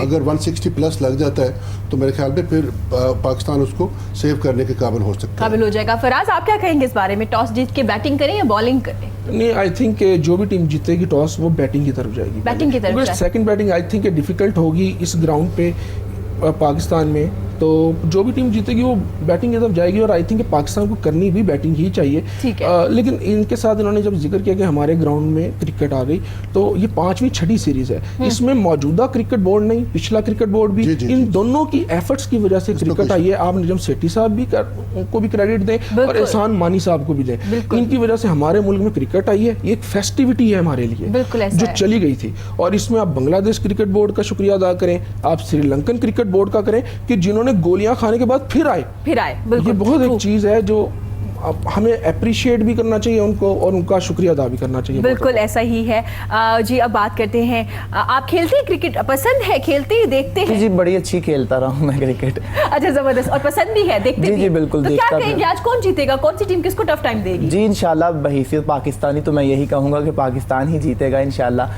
क्योंकि मुझे सच है कोई एक्सपीरियंस तो नहीं है क्रिकेट के ऊपर, तजिया तो मैं नहीं दे सकता, लेकिन मेरी दुआ है और मैं इंशाल्लाह दुआ करूँगा भी कि पाकिस्तान जीते। बहुत से लोगों की उम्मीदें जुड़ी हुई हैं, तो इंशाल्लाह पाकिस्तानियों को कोई ना कोई खुशी तो देखने को मिले इंशाल्लाह। जी, जबरदस्त। वो सर ने जैसे पहले जिक्र किया था कि जब क्रिकेट हो रही होती है ना, तो हर कोई तज्जाकार बन जाता है और आप बताते हैं कि किसने क्या किया और किसकी क्या गलती थी और क्या होना चाहिए था। अगर पहले ये खेल लेते तो जरूरी नहीं है कि आपका बहुत एक्सपीरियंस हो या आप क्रिकेटर हो, आप अच्छा खासा बता सकते हैं पाकिस्तान टीम के बारे में कि क्या होने वाला है। चले जी, अब हम बात करते हैं एजुकेशन के बारे में। आपने ट्रेनिंग की बात तो कर दी, अब हम बात करेंगे कि बच्चों में क्या चीज ऐसी है जो आपकी मोटिवेशनल स्पीकर भी है, आप अपने बच्चों को मोटिवेट भी कर रहे होते हैं। क्या चीज़ है, क्या कमी नज़र आ रही है? क्योंकि आप देखते हैं आप अपने बच्चों को सहूलत तो सारी दे रही है, उनके पास सारी फैसिलिटीज़ है, उसके बावजूद एक डिप्रेशन, एंजाइटी और एक टेंशन वाला एलिमेंट हमें नज़र आ रहा होता है। हमारे बच्चे डरे हुए हैं कि ग्रेड्स लेने, इसके अलावा कोई बात नहीं कर रहे। असल में ना इसका पीछे सबसे पहले जो मैं समझता हूँ कि पसे मंज़र अगर देखा जाए तो ये है कि वालिदैन सबसे हमने ना असल में मैं अगर आपको प्रैक्टिकली बात बताऊँ ना, तो मैंने अपने स्कूल में देखा कि मेरे पास एक पेरेंट्स तशरीफ़ लाए, वो खुश नहीं हो रहे थे स्कूल की एकेडमिक्स से, स्कूल की परफॉर्मेंस से। 2-3 बार मेरे पास तशरीफ़ लाए, मैंने अच्छी खासी टीचर्स के साथ क्लासेस भी ली कि क्या वजह क्या है, वो खुश क्यों नहीं हो पा रहे। तो जब मुझे कुछ 1-2 माह बाद पता चला कि वो उनके बच्चों की जो पिक्चर्स हैं वो सोशल मीडिया पे नहीं आ रही थी। अच्छा, ये भी पेरेंट्स के अंदर अलमिया पाया जा रहा है कि वो चाह रहे हैं कि सिर्फ और सिर्फ हम लोगों को खुश करने के लिए या लोगों को दिखाने के लिए अपने बच्चों की तस्वीरें सोशल मीडिया पे अपलोड करें, ताकि हम लोगों को दिखाएं कि जी हमारा बच्चा अच्छे स्कूलों में पढ़ रहा है, हमारा बच्चा अच्छे ग्रेड्स ले रहा है, हमारा बच्चा अच्छी परफॉर्मेंस कर रहा है और उसको स्कूल जो है वो प्रमोट कर रहा है। ये भी अलमिया पाया जा रहा है। दूसरा ये कि डिप्रेशन के शिकार क्यों हैं हमारे बच्चे। देखें, हमने अपने बच्चों की ना गोल सेटिंग नहीं कर रहे, हम बच्चों की हम उनको टारगेट्स नहीं दे रहे। जैसे भाई ने बात की कि मुझे बचपन में ही 6th क्लास में मैंने कहा कि मैंने फ़नून लतीफ़ा से ताल्लुक़ है मेरा, या मैंने उसमें जाना है। ऐसे ही अगर हम बच्चों को ग्रेड 5 ग्रेड 6 के बच्चों को टारगेट सेटिंग के ऊपर लगाएं, उनसे पूछें, उनसे डिज़ायर, उनकी ख्वाहिश, उनकी विश पूछें कि बेटा अपनी ज़िंदगी में बनना क्या है, आप क्या समझते हैं कि क्या चीज़ में आप खुश रहेंगे। फॉर एग्जाम्पल अगर कोई मुझसे पूछे कि आप स्कूलिंग में खुश हैं, आपको जो काम दिया गया है तो आप इसमें खुश हैं, तो मैं यही कहूँगा कि क्या करूँगा अगर हो गया नाकाम मोहब्बत में, मुझे तो कोई और दूसरा काम भी नहीं आता।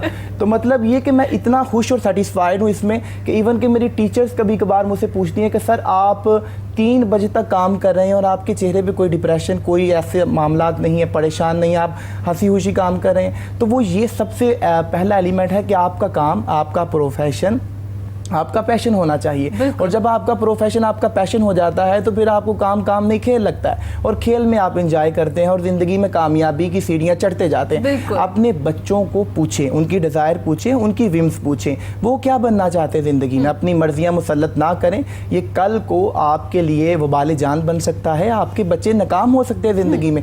खुदारा इस पर काफ़ी मूवीज़ भी आई हैं बच्चों को बताने के लिए, पेरेंट्स को बताने के लिए। 3 इडियट जैसी मूवीज़ हमारे पास हैं जिनमें बताया गया गया है कि बच्चों की गोल सेटिंग करें, टारगेट सेटिंग करें उनकी, ताकि कल को क्या वजह है कि हमारे मुल्क में देखें ना, हमने मास्टर्स की डिग्री ली हुई है, प्रोफेशनल डिग्रीज हमारे पास, इंजीनियर्स हमारे पास आते हैं 12-12 हज़ार 15-15 हज़ार की सैलरीज पे वो जॉब करने के लिए तैयार हो जाते हैं। तो क्या वजह है? वजह ये है कि उनको प्रोफेशन में डाला ही नहीं गया उनके, वो मजबूरी के तहत उन्होंने स्टडी की, अब वो मार्केट बिल्कुल बने भी किसी और के लिए थे, बने भी किसी और चीज़ के लिए थे। जिस चीज़ के लिए इंसान बना होता है, जब वो राइट फील्ड में आ जाता है तो आप देखते हैं कि वो कामयाबियों के आला मीनारों पे खड़ा होता है। तो हमें चाहिए कि हम बच्चों की टारगेट सेटिंग करें। अच्छा जावेद, आपने बड़ी ज़बरदस्त बात की कि हमें जो बच्चा जिस लिए बना होता है हम पहले उनसे पूछ ही नहीं पाते, पहले तो प्रेशराइज किया जाता है घर की तरफ से कि जी डॉक्टर बन जाए, वकील बन जाए, क्योंकि चचा का बेटा भी वकील है या चचा का बेटा डॉक्टर है तो आप भी बन जाइए, क्योंकि यही है, अगर कुछ कमाना चाहते हो, कामयाबी गुजारना चाहते हो। तो बड़ी ज़बरदस्त बात की है कि पहले बच्चे से पूछ ले वो करना क्या चाहता है, वो पेंटर बनना चाहता है, अच्छा वो फिल्म इंडस्ट्री में जाना चाहता है, वो कहाँ जाना चाहता है, ये बड़ा ज़रूरी है। मेरे जो फादर थे चाहते थे मैं डॉक्टर बनूं, मेरी मदर चाहती थी इंजीनियर बनूं, और मेरी राइटिंग डॉक्टर वाली होगी, बस बनने ही कमी रह गई। जबरदस्त। तो लेकिन किया आपने वही जो आप करना चाहते थे, अल्हम्दुलिल्लाह जबरदस्त बात की। और अच्छा, इसका मतलब है कि करियर काउंसलिंग बड़ी जरूरी है, आप बच्चों को पूछे कि आप क्या करना चाहते हैं। एग्जैक्टली अच्छा, कुछ लोग ये भी कहते हैं यहाँ पे आपको ये कहते हुए मिलेंगे कि जी बच्चों को समझ नहीं आती वो क्या बनना चाहते हैं, इसलिए हम अपनी मर्जियाँ मुसल्लत करते हैं। ऐसा नहीं है, मैंने खुद प्रैक्टिकली जाकर बच्चों से पूछा है, क्योंकि अल्हम्दुलिल्लाह मैं 7 अदारे रन कर रहा हूँ और 7 अदारों में मैं डेली बेस पे विजिट करता हूँ, और मेरी कोशिश होती है कि मैं ऑफिस में कुर्सी को अल्फी लगा कर ना बैठूँ बल्कि बाहर आऊँ और लोगों के साथ, बच्चों के साथ मिलकर उनसे बातें करूं और उनसे शेयर करूं बातें, उनसे पूछूं भी, उनकी डिज़ायर्स भी पूछूं। क्योंकि देखिए एक आलम का बड़ा किरदार होता है, एक टीचर का बड़ा किरदार है माशरे में। अगर टीचर अपना किरदार अदा कर दे तो सोसाइटी हमारी बदल जाती है, और अगर टीचर अपना किरदार अदा नहीं करता, मैं ये कहता हूँ कि सैलरीज को पसे पुश्त रख कर, नो डाउट कि सैलरी एक बहुत बड़ा रीज़न है, कोई अगर कमाएगा नहीं तो घर कैसे चलाएगा। लेकिन जब आप इस प्रोफेशन में आ गए हैं तो आपने ये देखना है कि मेरे अल्लाह के नबी ने फरमाया कि मैं मुअल्लम बनाकर भेजा गया हूँ, ये नहीं फरमाया मैं डॉक्टर, मैं इंजीनियर बनाकर भेजा, ये फरमाया कि मैं मुअल्लम, यानी ये वो पेशा है जहाँ से सारे पेशे निकलते हैं, डॉक्टर्स, इंजीनियर्स, सारे पेशे इस पेशे से निकलते हैं। तो हमें लाजमी तौर पर इस पे फोकस करना है। ठीक है सर, जैसे इन्होंने जिक्र किया कि हमारे बच्चों को पूछ लेना चाहिए कि वो क्या करना चाहते हैं, किस फील्ड में आना चाहिए, लेकिन ये भी देखा गया कि जब बच्चों को पेरेंट्स ने ये कह दिया कि आप जो करना चाहते हैं करिए, तो उसके बाद हमें ज़रूरत पड़ जाती है अपने दोस्तों की कि MBA में मेरे दोस्त ने एडमिशन ले लिया तो मैंने भी ले लिया, क्योंकि हमें डिसीजन पावर नहीं है, हम नहीं डिसाइड कर पाते कि हमें क्या करना है। दोनों तरफ से ये चीज़ देखने को मिलती है। ये बहुत अच्छा सवाल है जी, और ये एक इशू भी है। तो अगर आप ग्लोबली देखें ना, इस वक्त दुनिया एक ग्लोबल विलेज है, छोटी सी एक यूनिट लगती है जो इस वक्त टेक्नोलॉजी है जी। तो उसमें अगर आप देखें तो यूरोप में जो स्कूलिंग होती है ना, वो हमारी स्कूलिंग से ऑल टुगेदर डिफरेंट है। उसमें पहले 5-6 साल तो बच्चों को कोई सिलेबस नहीं दिया जाता, कोई किताब नहीं दी जाती, उनको अपनी मर्जी से वो रंग सेलेक्ट करें, कोई स्पोर्ट सेलेक्ट करें, उनके जहनी मयार को, उनकी ख्वाहिशात को, उनकी लगन को देखा जाता है कि वो किस तरफ जा रहे हैं, और आगे जाकर उनको आहिस्ता आहिस्ता आहिस्ता जाके जब वो 10-12 साल के हो जाते हैं उस वक्त थोड़ा सा किताब के साथ उनकी दोस्ती कराई जाती है जी। अच्छा, दूसरी तरफ इधर जिस तरह भाई ने कहा कि बहुत बड़ा बैग हम बच्चे को दे देते हैं और वो बैग बच्चे के नर्व्स पर सवार होता है, ठीक है जी, और हमारा बच्चा एक रट्टू तोता तो बन जाता है, बहुत सारी चीज़ें उससे रटी होती हैं। लेकिन अगर आप उस चीज़ का मुवाजना करें कि यूरोप में जो बच्चा फ्री रहकर यूनिवर्सिटी में जाता है और हमारा बच्चा बेचारा रगड़े खा कर जाता है, तो यूनिवर्सिटी उनकी कहाँ खड़ी और हमारी कहाँ खड़ी है। उनकी स्कूलिंग वीक है हमारी निस्बत, अगर इस पढ़ाई के हवाले से या अपना सिस्टम के हवाले से देख। लेकिन उसी सिस्टम से वो जब यूनिवर्सिटी में जाते हैं तो बोदल मशरिक मेंटली तौर पे स्ट्रांग है ना, वो हमसे डिसीजन ले सकते हैं, उन्हें पता है कि उन्हें क्या करना है। और हम जो है ना, हमारे यहाँ असल में ये है कि हमारे यहाँ एक दौड़ चल पड़ी है एज लेने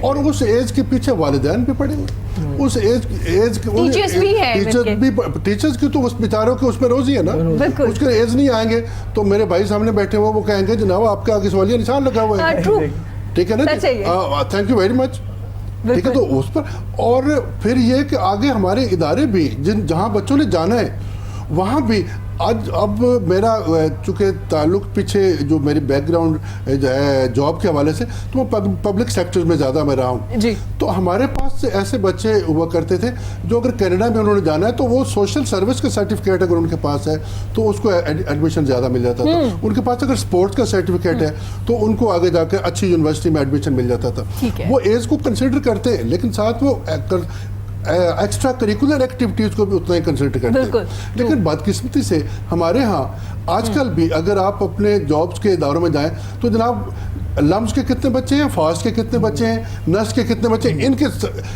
एप्लीकेशन साइड पर कर लें, बाकियों को निकाल दें। बिल्कुल ठीक है ना जी। ये ट्रेंड हमारा चल रहा है। मैं ये हकीकत बता रहा हूँ जी, आपको। बिल्कुल ऐसा है। इसमें कोई एग्जेजरेशन नहीं है। ठीक है ना जी। फलां यूनिवर्सिटी के पहले स्कूलिंग में होता था, मिसाली के बच्चे जो है ना वो जाएंगे जी आर्मी के स्कूलों में, ठीक है ना जी।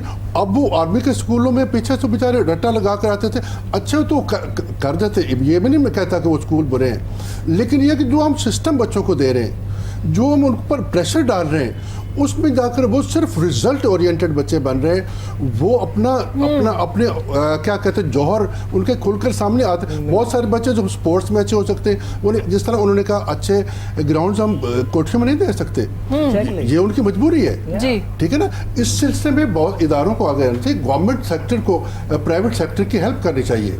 बिल्कुल ठीक है ना।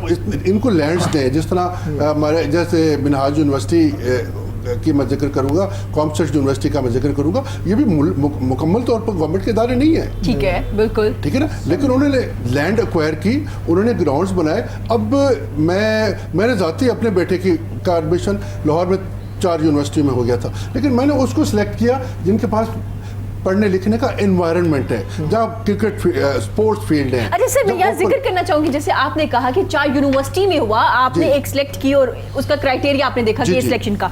हमारे यहाँ स्कूल जब आपने सिलेक्ट करना, क्या उनका नाम बड़ा होना चाहिए कि इसलिए सिलेक्ट किया, या उसमें ये सारी चीजें देखनी चाहिए? एक बच्चे को स्कूल जाने से पहले पेरेंट्स को क्या देखना चाहिए स्कूल में? जी देखिए, हम तो ये देखते हैं कि मेरे हमसायों का बच्चा किस स्कूल में पढ़ता है जी। ठीक है ना जी। माँ ये देखती है कि मैंने अपनी दोस्त के साथ कहना है कि तुम्हारा बच्चा अगर उस स्कूल में तो मेरा बच्चा भी उस स्कूल में। हम बहुत ही डिफरेंट क्राइटेरिया हमारा हो गया। हम एक दूसरे के कंपटीशन जो है ना सोशल स्टेटस के तौर पर हम स्कूल, और हम ये बता दें हाँ जी मेरा बच्चा फलां स्कूल में पढ़ता है, लेकिन हमने ये कभी नहीं कहा कि आज शाम को मेरा बच्चा क्या सीख कर आया, और ना पूछा उससे, और ना कभी पूछा उससे। ठीक है, ठीक है। और अब मेरे बेटे का अखलाकी मयार क्या है, मेरा बेटा अपने ख़ानदान के लोगों के साथ कितना बैठता है, मेरा बेटा जो है ना उसकी शख्सियत में कितना रितावा आ रहा है, उसकी शख्सियत कितनी ग्रूम कर रही है।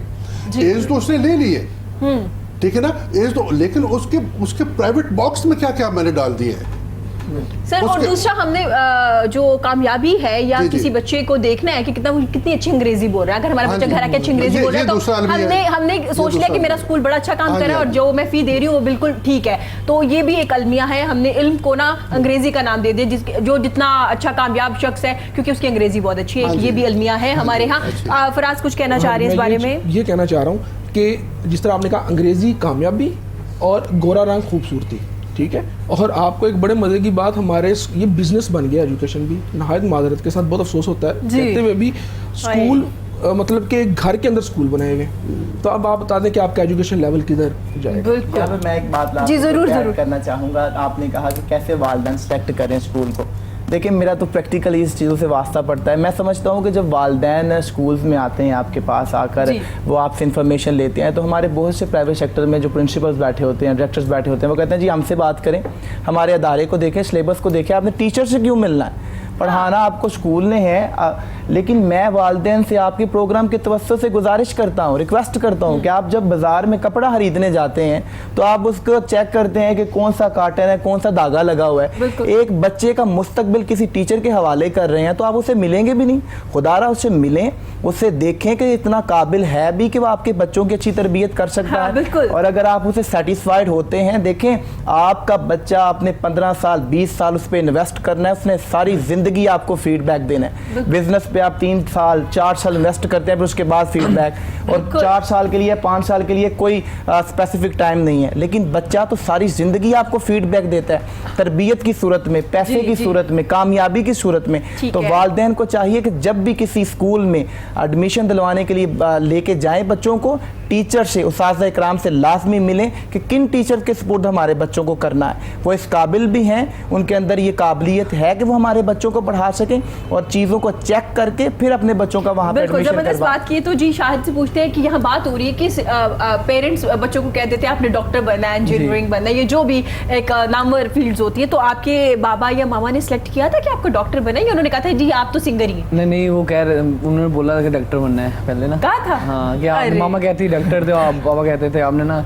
गवर्नमेंट जॉब में अच्छी सी करनी है। तो मैं कुछ और रास्ते पे चल नहीं तो अच्छा सिंगिंग ठीक वाले है। इस रास्ते पे तो शुरू हो उन्होंने गया। फिर खुश हो गए आपको वो देखे कह कि रहे- अगर आप सिंगिंग करें हाँ, तो? वो जैसे फीडबैक मिलता रहा है, वो कहते थे कि हैप्पी, कह रहे हैं कि बेटा खुश है तो ठीक है, जिधर चल रहा है वो जाने दें इनको। अच्छा, अब जबरदस्त। जब अच्छा, अब देख रहे हैं वो खुश हो गए हैं। अच्छा मुझे बताइएगा आपके फेवरेट सिंगर कौन है, किसे आप सुनते हैं? मैं खान साहब को सुनता हूँ, उस्ताद नुसरत साहब को। अरे ग्रेट। और उसके अलावा कोई नए लोगों में से भी हैं जो आपकी एज के हैं, अभी बड़ा अच्छा परफॉर्म कर रहे हैं, बड़ा अच्छा गा रहे हैं? जी आतिफ सर, आतिफ असलम को सुन रहे हैं? जी। जबरदस्त, वेरी नाइस। तो अच्छा आप कितनी देर रियाज करते हैं, प्रैक्टिस करते हैं, आफ्टर फजर करते हैं? क्योंकि एक कॉन्सेप्ट था हाँ, सिंगिंग सुबह- का कि रियाज वो नहीं है आपका कंसेप्ट। नहीं ठीक है, वो नहीं है। वो अब ये फजर के ये उठते 3 बजे आजकल के हाँ, नहीं, नहीं, रात को मैं सोते सर- हैं। एक्चुअली स्टूडियो में करते हैं। मैं सर जी, जी। एक्चुअली गांव से ताल्लुक रखता हूँ जी, ना, जी। तो मैं उठता हूँ सुबह एजान के टाइम। मैं ओवरऑल बात कर रहा हूँ आपकी नमाज बात पढ़ के माशाल्लाह। फिर रेसल करनी है, फिर सार रनिंग करनी है। अरे ग्रेट। ये चीज़ आपको बहुत आगे लेके वो जाएगी। आगे लेके। अच्छा सर आपने जिक्र किया कि अब ऐसा नहीं है, क्योंकि बहुत से अच्छे सिंगर्स भी वो भी ये कहते हैं कि क्योंकि स्टूडियो का जो काम है वो अब नाइट में होता है, रात में होता जी, है, जो ऐसे- रिकॉर्डिंग वगैरह चल रही होती है, जी, जब वो 3-4 night में। बजे खत्म होगी तो सर वो फिर नहीं कैसे ऐसा नहीं जल्दी- रिकॉर्डिंग हर रोज तो नहीं होती ना जी, लेकिन हमारे यहाँ तो ट्रेंड है ये कि हमने सुबह दिन चढ़ने से पहले या दिन चढ़ने के बाद सोना है और फिर सारा दिन हमने सोना अच्छा है। सर यहाँ भी एक सवाल भी पूछा जाता है, अगर आप जल्दी सो रहे हो ना, जैसे मैं 10 बजे सो जाती हूँ, तो कहते खैर है आपको क्यों भाई? अगर वो आप किसी ऐसे माशरे में हो जहाँ माशरे के एक ट्रेंड सारे अलग हो, तो फिर दूसरा बंदा तो डिफरेंट लगेगा ना आपको। हाँ बिल्कुल। ठीक है ना जी। और बाकी ये रह गया ना जिस तरह इन्होंने कहा कि मैं जो है ना रियाज के बगैर, मैं कहता हूँ कि हाँ भी नहीं कर सकता सिंगर। ट्रू। ये हाँ एक टर्म है म्यूजिक की। हाँ का मतलब होता है कि उसकी बेस। बेस। ठीक है ना। आज हमारे बच्चे जो गाते हैं उनको ये नहीं पता कि वो एमन में गा रहे हैं, वो सिंधड़ा गा रहे हैं, वो भारवी अरे। गा रहे हैं, वो कौन सा राग गा रहे हैं, अरे वो वाह, दरबारी वाह। में गा रहे हैं, उनके साथ जो रिदम है वो कैरवा है, दादरा है, झूमर कौन से लगे हुई है, पियानो में उसका सुर कौन सा है, पहला काला है, दूसरा चिट्टा है। अरे वाह वाह। ये सारी चीज़ें ये किसी सिंगर को नहीं पता आजकल के। अगर ये बरखुरदार हमारा कभी इनको ये गाइड नहीं किया होगा। बस हमारे बच्चे सुनते हैं, अच्छी बात है, आगे आना चाहिए, हम इनको इनकरेज करते हैं, जितना हो सके उतना करना चाहिए। लेकिन जब तक आप किसी चीज़ की बेस के, आप क्रिकेट का बैट ही पकड़ना आपको नहीं आता, तो आप अपनी आई के साथ हो सकता है एक आध 50 भी बना जाएं। ठीक है, ठीक है ना। लेकिन आगे जाकर आप एक्सपोज हो जाएंगे। बिल्कुल ठीक ऐसे ट्रू।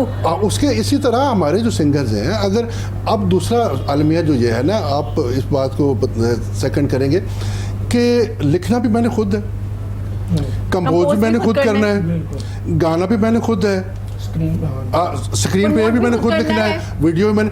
तो ये जो पहले लोग एक पूरे इदारे बनते थे, बिल्कुल। पीछे एक पूरा ऑर्केस्ट्रा Music बैठा होता था, डायरेक्टर है जी, कंपोजर और है। 20-20 लोग वायलिन बजा रहे अरे, होते थे। वाह, वाह। ठीक है ना जी। तो वो एक वो उसकी, और एक बंदा लिखता था, दूसरा उसको कंपोज करता था, क्योंकि उसमें 15 लोगों के Discussion दिमाग, होती थी सर, जो लिखा जाता था जी उसपे। 15 लोगों का दिमाग इन्वॉल्व होता था उसमें। अरे फिर एक सॉन्ग वो 15 एक्सपर्टीज होती थी उसमें, जो लिखने में एक्सपर्ट है उसका गाना होता था, जो वाह, वाह। म्यूजिक में एक्सपर्ट है उसका ट्रैक होता था। ठीक है ना। जो वीडियो में आजकल सारे काम एक ही बंदा कर रहा है, वो कहता है मैं ही एक्सपर्ट हूँ, मैं ही सब कुछ अच्छा करता सर, हूँ। एक तो वो खुद को एक्सपर्ट समझते हैं कि मैं लिख सकता हूँ तो जी, लिख जी। लेते हैं, दूसरा ये है कि इन्हें प्रमोट करने वाला कोई नहीं, इन्हें आगे लेके आने वाला कोई नहीं। अगर आपने शायर से लिखवाना है तो आपको पे करना पड़ेगा, कंपोजर के ऐसे पास ही, जाएंगे तो आपको पे करना पड़ेगा। शायर को तो पे अब कोई नहीं नए करता। कोई नहीं पे शायर को शायर क्या करता है? नहीं करते सर आज की शायर को पे करना नहीं पड़ता है करते हैं, पे करते हैं। हाँ, तो Lyrics सर, अब लेते हैं, वो पे बेचारा करते हैं, जो- lyrics लेते हैं। राइटर मोस्टली मरा ही है लेकिन हाँ हाँ लेकिन सर आजकल के जो स्क्रिप्ट राइटर है अच्छा खासा कमा रहे जी, हैं आप जिनका अभी जो आपने मैंने जिससे लिरिक्स लिए ना चंद एक है। जिस सॉन्ग की तो चंद मैंने एक। 15,000 में ली है अरे देखिए, कंपोज चलिए कुछ वगैरह। अब देखिए ना जो एक ये- नया बच्चा नया नया आ रहा है तो वो किस तरह से खुद को लेके मतलब उनको प्रमोट नहीं, करने वाले भी इदारे लोग- होने चाहिए। इदारे होने चाहिए true, sir। इदारे होने चाहिए जो उनको प्रमोट करें, जो आगे लेके बिल्कुल। जाए। लेकिन मैं एक चीज जी, जी। ऐड करना चाहूंगा, ये जो नए सिंगर आ रहे हैं जितने भी, आपने एक चीज डिफरेंस देखी होगी, हमारे पास जितना इसका ड्रॉबैक है ना कि हमारे पास कोई इंस्टीट्यूट नहीं है जो सिखाए इनको जी म्यूजिक। जी, जी। बिल्कुल ऐसे। वो हमारा फायदा भी है। अब आप एक चीज मैं आपको बताता हूँ कैसे। इंडिया में आप देखेंगे उनके इंस्टीट्यूट्स हैं, हर चीज को ना सरंगी को भी बचा लिया कह के कि भाई सरंगी बचाओ मुहिम, हम आपको मुनाफा देंगे, आप आओ और करो, ठीक है, हम आपका सब कुछ लगाएंगे। अच्छा, लेकिन उधर एक ही आवाज के सिंगर पैदा हो रहे हैं। हमारे यहाँ फर्क ये है, ड्रॉबैक हुआ, लेकिन आपने देखा हर बंदे की आवाज डिफरेंट है। फायदा भी हुआ लेकिन नुकसान ज्यादा हुआ, नुकसान ज्यादा हुआ। ये मैं मानता हूँ। लेकिन आप देखिए कि अली अजमत की एक अलग आवाज है, जुनैद जमशेद की एक अलग आवाज थी, मलका तरन्नुम नूरजहां की एक अलग आवाज है।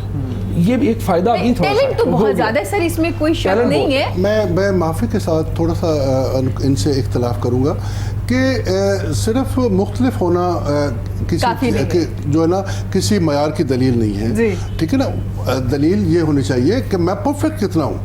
अरे ठीक है ना, मैं किसी का नाम नहीं लेना चाहता क्योंकि जो है ना वो बात फिर मैं हमसाया मुल्क की कहूँगा। उन्होंने एक उनके इदारे जो हैं, आप उनके टीवी प्रोग्राम देख लें जिसमें वो ऊपर लेके आते हैं, कितना फ़र्क है। और हमारे यहाँ जो ट्रेजेडी है, हमारे यहाँ तो अच्छी फैमिलियाँ, बच्चे जो लोग गाने वाले हैं उनके नाम ही उन्होंने डिफरेंट रखे हुए हैं। माजरत के साथ जो सर। जी जो डांस माजरत के करते हैं साथ, उनको बिल्कुल। और नाम से बुलाते बिल्कुल हैं, बिल्कुल। जो गाने गाते हैं उनको और नाम से बुलाते हैं। रिस्पेक्ट ही नहीं दे पा रहे तो आप क्या respect ही- सीखेंगे? तो बिल्कुल। आप लिखी पड़ी फैमिलियां जो रिस्पेक्टेबल फैमिली के बच्चा 10 दफा पूरे सोचता पूरे है। घराने हैं जो गा रहे हैं और 10 बड़ा दफा उन्होंने सोचता बड़ा काम किया है जी, हाँ बड़ा जी। सिंगिंग के लिए हाँ जी, काम बिल्कुल। किया है उन्होंने। जितने घराने हैं उनका एक बहुत नाम है और वो ख़त्म ज़रूर हो रहा है। हाँ लेकिन जी। मैं एक चीज़ ऐड करूँगा, लेकिन हमारा म्यूज़िक, हमारे पास मौसीकी और कॉमेडी, ये दो चीज़ें ऐसी हैं जो आज भी पाकिस्तान अपने हमसाये से बहुत नंबर आगे वन है, नंबर वन है। अभी जो भी वो आगे। सीख रहे हैं बिल्कुल हमसे, ऐसे वो ही, हमसे ऐसे ही। सीख रहे वो हैं। हमसे सीख रहे हैं। कॉमेडी की हद तक मैं हमारी बात एग्री कर करता रहे हूँ। हैं। मौसीकी। कॉमेडी क्या कॉमेडी की हद तक मैं चलिए एग्री ठीक है करता हूँ। सर, वो अपनी अपनी राय है, लेकिन ये है कि मौसीकी में भी हम आगे हैं, लेकिन हमारा सर ने भी एक बहुत जिक्र different किया कि इंस्टीट्यूट नहीं है, जो है हम उसी को ही आगे रीमेक करके चलाई जा रहे हैं, हम नया काम नहीं कर पा रहे, ये भी जरूरी है करना।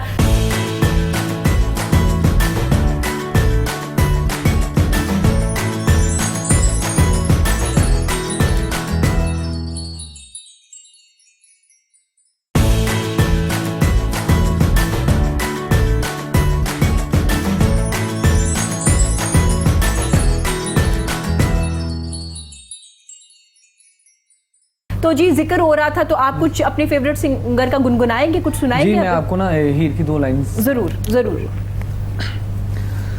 फड़ भंजली बदल तकदीर रांझना, फड़ भंजली बदल तकदीर रांझना, तेरी वंजली ते लगी होई हीर रांझना, फड़ भंजली बदल तकदीर रांझना, आखां तेनू वेखिया ते हो गईयां तेरियां, मेरियां ते साहुन रहियां नहीं हूं मेरियां, मेरियां ते साहुन रहियां नहीं हूं मेरियां, सच्चे प्यार दे गवाने, सच्चे प्यार दे गवाने, पंज पीर रांझना, तेरी वंजली ते लगी होई हीर रांझना, फड़ वंजली बदल, लोकां पाने रांझा जोगी मजियां दा पाली है, हीर दे सिर दा वाली है, सच्चे प्यार दे गवाने, सच्चे प्यार दे गवाने, पंज पीर रांझना, तेरी वंजली ते लगी होई हीर रांझना, फड़ वंजली बदल। वेरी नाइस, जबरदस्त जबरदस्त जबरदस्त। जबरदस्त जी, आपको गाने पसंद है, सिंगर है कोई फेवरेट आपके? जी बिल्कुल, राहत फ़तेह अली। हाँ आप उन्हें सुनते हैं? जी जी बिल्कुल। जबरदस्त। आपके स्कूल में भी कुछ बच्चे हैं जो गाते हैं, बड़ा अच्छा परफॉर्म करते हैं? जी बेसिकली हमारा स्कूल तो टोटली इस्लामिक ओरिएंटेड है और हमारी कोशिश होती है कि हम सिर्फ नात मिली वगैरह, कलाम नात पढ़ते वगैरह होंगे बिल्कुल ना? कलाम पढ़ते हैं और इवन के मिली नगमे हम बहुत ज़्यादा पाकिस्तान की मोहब्बत बच्चों के दिल में जगाते हैं। मिली नगमों के ऊपर लाजमी तौर पे हम करते हैं कोशिश के बच्चे बोलें, और बहुत से बच्चे हमारे स्कूल में अल्हम्दुलिल्लाह बहुत टैलेंटेड हैं और उनको उस फील्ड में प्रमोट किया जा रहा है अल्हम्दुलिल्लाह। जबरदस्त। सर अब मैच की बात करते हैं क्योंकि एजुकेशन भी साथ साथ चल रही है हमारी, और हम मैच की भी बात कर रहे थे। एहसान अली नया डेब्यू कर रहे हैं जी, देख सर कैसा परफॉर्म करेंगे, मैं आपकी भी राय भी इस बारे में लूंगी। क्या लग रहा है जूनियर्स और सीनियर्स का कॉम्बिनेशन बड़ा अच्छा जाएगा? देखें जी, मैंने एहसान अली को खेलते हुए नहीं देखा, वो फर्स्ट क्लास से आ रहा है जी। और अभी हमारे पास चूँकि फर्स्ट क्लास क्रिकेट भी बड़ी महदूद है, थोड़े अरसे के लिए खेली जाती है क्योंकि ये गर्म मुल्क है, तो 2-3 महीने क्रिकेट का सीजन चलता है। तो अभी देखते हैं वो लड़का कैसा है। यकीनन अगर पाकिस्तान की तरफ से डेब्यू कर रहा है तो उसमें कुछ ना कुछ तो यकीनन होगा। बाकी हारिस जो लड़का बॉलर है उसको मैं जानता हूँ, उसके बॉल में उसमें निप है और वो अच्छी जो है ना, अभी वो बिग बैच भी खेल के आ रहा है, वहाँ भी उसकी तारीफ हुई और उसने अच्छी एवरेज से वहाँ पे आउट किए और अच्छी एवरेज से वो बॉलिंग वहाँ करते रहे। तो आज का मैच जी, वंस अगेन मैं यही कहूँगा कि आज का मैच वन साइडेड बिल्कुल भी नहीं, मेरी ज़ाती राय है। बांग्लादेश की टीम बहुत टैलेंटेड टीम है और ये थोड़े ओवर का मैच है जो है ना, जैसे हम T20 कहते हैं दूसरे लफ्ज़ों में, इसमें आपको किसी बहुत बड़ी प्लानिंग या उसकी ज़रूरत नहीं होती। इसमें आपको एक हौसले की ज़रूरत होती है, ठीक है, एक न डर होने की ज़रूरत होती है और अच्छे अगर रन रेट से आप जा रहे हैं या आप मुकाबला करने के लिए दिली तौर पर तैयार हैं, तो उसके लिए बांग्लादेश परफेक्ट टीम है इस वक्त और हमें एक अच्छा मैच में देखने को मिलेगा। फराज क्या कहेंगे आप इस बारे में? जी, इन्होंने एक बात कही कि निडर होने की ज़रूरत है, तो एहसान अली के बारे में मैं ऐड करना चाहूँगा कि मैंने थोड़ा सा उसको फॉलो किया तो वो बड़ी फियरलेस बैटिंग करता है और उसके बारे में एक बात मशहूर है कि मैं किसी से कंपेयर नहीं कर रहा, हमारा मसला है कि हम बहुत जल्दी कंपेयर करते हैं, लेकिन रोहित शर्मा की तरह वो बहुत फियरलेस है। तो वो हमें एक अच्छी प्रोडक्ट बन सकता है और फ़खर ज़मान का फिट ना होना वो आगे टीम में, और हारिस रऊफ का जो उन्होंने कहा लाहौर कलंदर की फाइंड और बिग बैश लीग में जो परफॉर्म करके आ रहे हैं, तो सारी कौम चाह रही है कि हमें भी कोई जोफ्रा आर्चर टाइप एक तेज़ बॉलर मिले।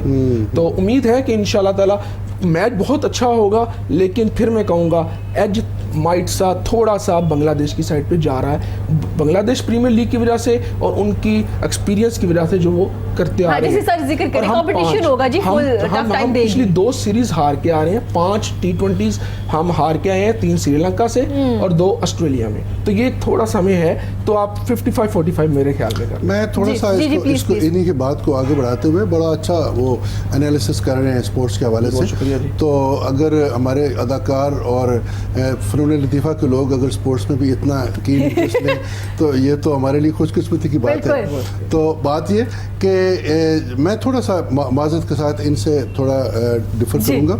मेरी राय के मुताबिक पाकिस्तान आज ऑन द फील्ड अच्छी टीम साबित होगी, ठीक है, ये इसमें मेरी दिली ख्वाहिश होना अलग बात है, लेकिन मेरा तज्जिया भी यही है कि पाकिस्तान ऑन द फील्ड जो है ना वो एक बेहतर टीम साबित होगी। और हमारी टीम जिस तरह भाई ने कहा कि हम 2 सीरीज़ हार के आ रहे हैं और वो अच्छा अपना T20 खेल के आ रहे हैं, जी बांग्लादेश प्रीमियर लीग खेल के आ रहे हैं, तो हमारी टीम कभी भी कंसिस्टेंट तो रही नहीं है। हम ना कंसिस्टेंट हारते हैं ना कंसिस्टेंट जीतते हैं। हमारी टीम को खतरनाक टीम कहा जाता है। अरे हर लिहाज से जी, हम जिस दिन हम अच्छा खेले ना, दुनिया की कोई टीम हमारे सामने नहीं रुकती, और जिस दिन हमने बुरा खेलना हो हम किसी भी टीम से हार जाते हैं।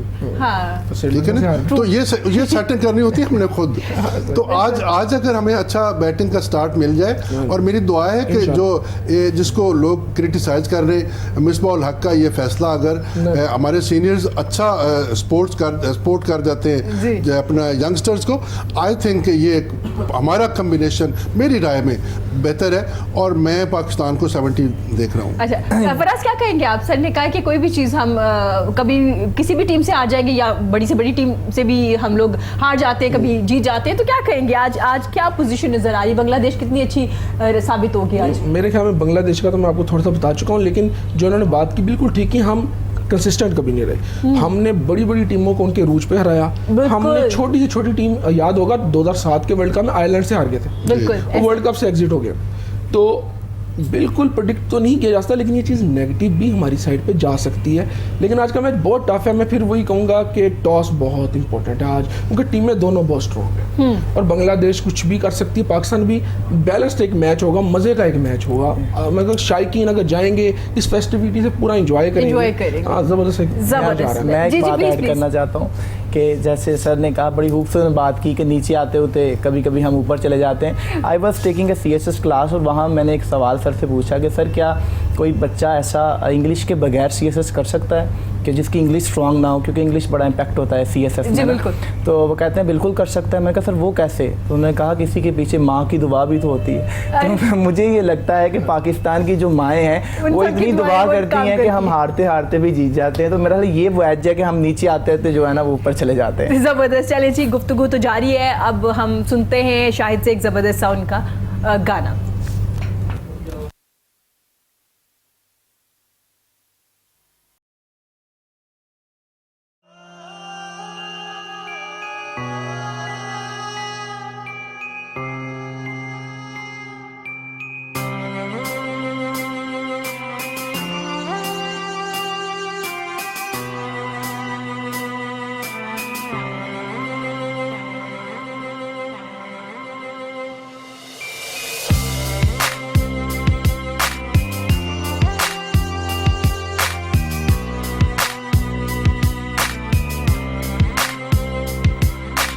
दस दे की कसूर मेरा क्यों होए मैं तो दूर बड़ा ऐसी कादी मजबूरी क्यों पा बैठा है दूरी क्यों पा बैठा है दूरी।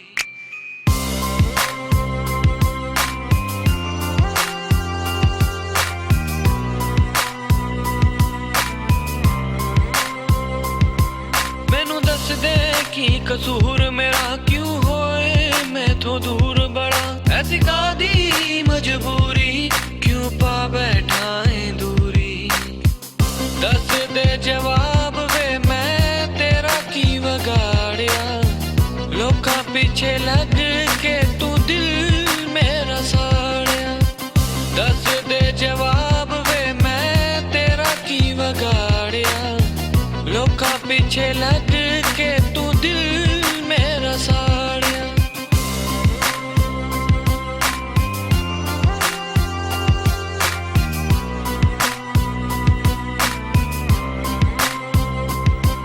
जद खोली मैं किताब तेरी याद वाली मैनू दिसे गल बस बर्बाद वाली सतावे रुआवे ए दुनिया सारी साथ नहीं पावे बोतल शराब वाली साथ नहीं पावे बोतल शराब वाली।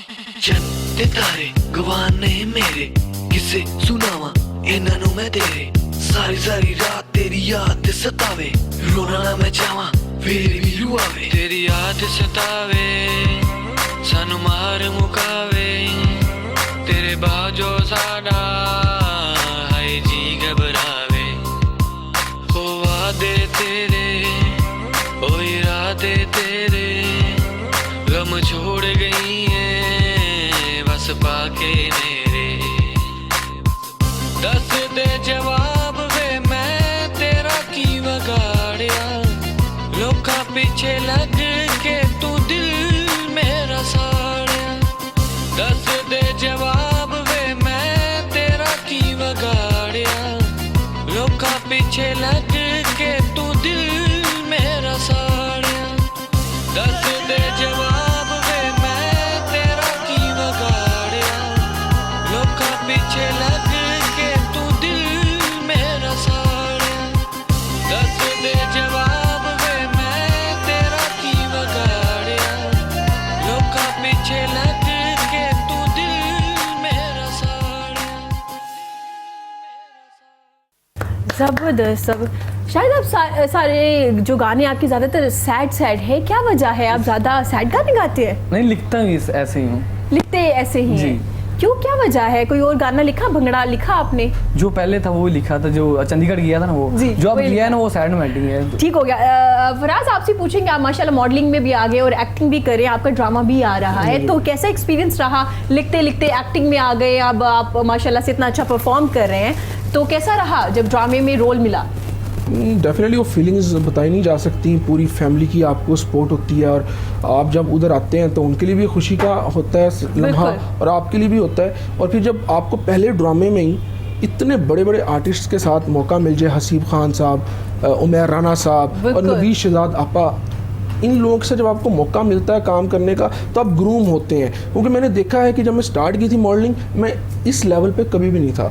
मैंने ग्रूम किया अपने आप को, लोगों से जो सीखा, जिस तरह मैं कई बार जिक्र करता हूँ कि जिन जिन लोगों से भी मिला इस इंडस्ट्री में, उन्होंने बहुत सपोर्ट किया। लोग कहते हैं ना कि यार लेग पुलिंग और जेलसी, मुझे अल्हम्दुलिल्लाह ऐसा नहीं है हुआ। लकी भी कह सकते हैं, माँ बाप की दुआएं भी कह सकते हैं। तो इन लोगों ने मुझे बड़ा सिखाया। हसीब खान ने, उमैर राना, नवीश दादा आपा, इतना इजी कर दिया। राना साहब उतने ज़बरदस्त टीचर भी हैं, वो टीचर भी हैं। हसीब खान साहब बड़े अच्छे कोऑर्डिनेटर हैं। और मज़े की बात है कि ये जितने अच्छे टीचर हैं उतने ही अच्छे इंसान, और एक अच्छा इंसान ही एक अच्छा टीचर बन सकता है। तो इन लोगों ने मुझे इतना ईजी आउट कर दिया था। मैं पहले घबरा रहा था कि यार मैं कैसे इतने बड़े आर्टिस्ट के साथ बैठ के करूँगा, और अगर मेरी गलती होगी तो क्या होगा। कब आ रहा है आपका ड्रामा? क्या रोल था आपका इस ड्रामा? जी, इसमें जी मेरा एक जर्नलिस्ट का रोल था, सहाफ़ी का। तो मतलब कि जो फील्ड में है उसी का मिल गया। तो और दूसरा इंशाल्लाह ये अप्रैल में ऑन एयर होगा, एक प्राइवेट प्रोडक्शंस के साथ। अच्छा फराज, मुझे बताइएगा, आपने मॉडलिंग भी की, तो आसान क्या लगा, मॉडलिंग करना या एक्टिंग करना? आई थिंक मॉडलिंग, उसकी रीज़न ये है कि आप एक्सप्रेशन दे देते हैं लेकिन आप बोलते नहीं हैं। हाँ। वो कहते हैं ना, गूंगा ज़रा बेहतर रह जाता है, बचत हो जाती है इंसान की। लेकिन जब आपको बोलना पड़ता है तो आपके एक्सप्रेशन आपकी ज़ुबान के साथ मैच कर रहे हो, ये बहुत इंपॉर्टेंट है। अगर आपके फेशियल एक्सप्रेशन और हैं और आप बोल रहे हैं डेड, तो फ़ायदा नहीं, आवाम को मज़ा भी नहीं आएगा। आपके वो कर तो वो डेफिनेटली डिफ़िकल्ट आपको ज़रा उस लिहाज से लगता है। उसके लिए आपको सीखना पड़ता है और आपको देखना पड़ता है बड़े बड़े आर्टिस्ट को, तो फिर ही आप करते हैं और इज़्ज़त करनी पड़ती है लोगों की। फराज, आपने बहुत स्ट्रगल की, आपने जब स्टार्ट लिया, आप आए मीडिया में, तो आपने काफ़ी लिखा भी और न्यूज़ में भी काम किया। तो एकदम से जब आप मॉडलिंग की तरफ गए तो क्या फीलिंग थी, जंप किया आपने? फीलिंग्स काफ़ी अच्छी थी क्योंकि खुद लिख रहे थे। तो आई थिंक कि मैं सोच समझता था कि अगर लिख रहे हैं तो जो दिखता है वो बिकता है, सीधी सी बात है। तो डेफिनेटली अब लिख लिया, अब दिखना भी चाहिए। अच्छा, स्क्रिप्ट कितना मैटर करता है एक अच्छे ड्रामे के लिए, कि कितनी जानदार होनी चाहिए आपकी स्क्रिप्ट? या सिर्फ अगर बड़ी कास्ट आपने कर ली तो आपका ड्रामा बहुत हिट हो जाएगा? नहीं, देखें, प्री प्रोडक्शन वो स्क्रिप्ट से है और स्क्रिप्ट बैकबोन है प्री प्रोडक्शन की। आप प्रोडक्शन पे जाते हैं तो उसका स्क्रिप्ट ही मैटर करता है। स्क्रिप्ट ना हो तो आपने देखा कि बड़े बड़े फिल्म्स और बड़ी बड़े ड्रामे इसलिए हो गए कि उनके बड़े बड़े नाम थे लेकिन उनमें स्क्रिप्ट नहीं था, कुछ डायलॉग्स नहीं थे। तो स्क्रिप्ट तो बेसिक चीज़ है, उसके बगैर कुछ भी नहीं हो सकता। बिल्कुल। अच्छा, मुझे बताइएगा, आपकी फेवरेट एक्टर कौन है? फेवरेट एक्टर मैं असल में पाकिस्तान से अगर देखा जाए तो मैं हमेशा से लाइक कई लोगों को करता रहा हूँ, जिनमें निगर एजाज साहब, शान, ये एक्टर्स। और एक्ट्रेसेस में मुझे उज़मा गिलानी बड़ी पसंद थी। लेकिन वैसे में जो अगर हॉलीवुड वाली साइड पे चले जाएं तो मैं Al Pacino, Robert De Niro, Meryl Streep, इन लोगों का फ़ैन हूँ और इनको ही मैं देखता हूँ। सर मैंने स्क्रिप्ट की बात की है, तो आप अब देखा होगा इंडस्ट्री में स्क्रिप्ट कितना मैटर करता है। काफ़ी ड्रामे आजकल हमारे चल रहे हैं जिनके डायलॉग्स इतने फिट है कि हमारा सोशल मीडिया सारा। आप उस बात से ही अंदाज़ा लगा लें कि जो ड्रामे ऊपर जा रहे हैं वो स्क्रिप्ट की वजह से जा रहे हैं, स्क्रिप्ट और डायलॉग्स की वजह से। जी, और डेफिनेटली डायलॉग स्क्रिप्ट का एक हिस्सा है ना जी। बिल्कुल। और उन ड्रामों ने अगर पूरी आपकी जनरेशन को, हर एज के लोगों को कैप्चर किया है, तो that is because of script. ठीक है ना। और स्क्रिप्ट में जब भी जान होती है, असल में ड्रामे की जान ही स्क्रिप्ट होता है। बड़ा एक्टर उसमें अपनी रंग तो जरूर डाल अब, लेकिन स्क्रिप्ट भी अच्छा हो, एक्टर भी अच्छा हो, तो फिर तो सोने पे सुहागा हो जाता है ना जी। बिल्कुल।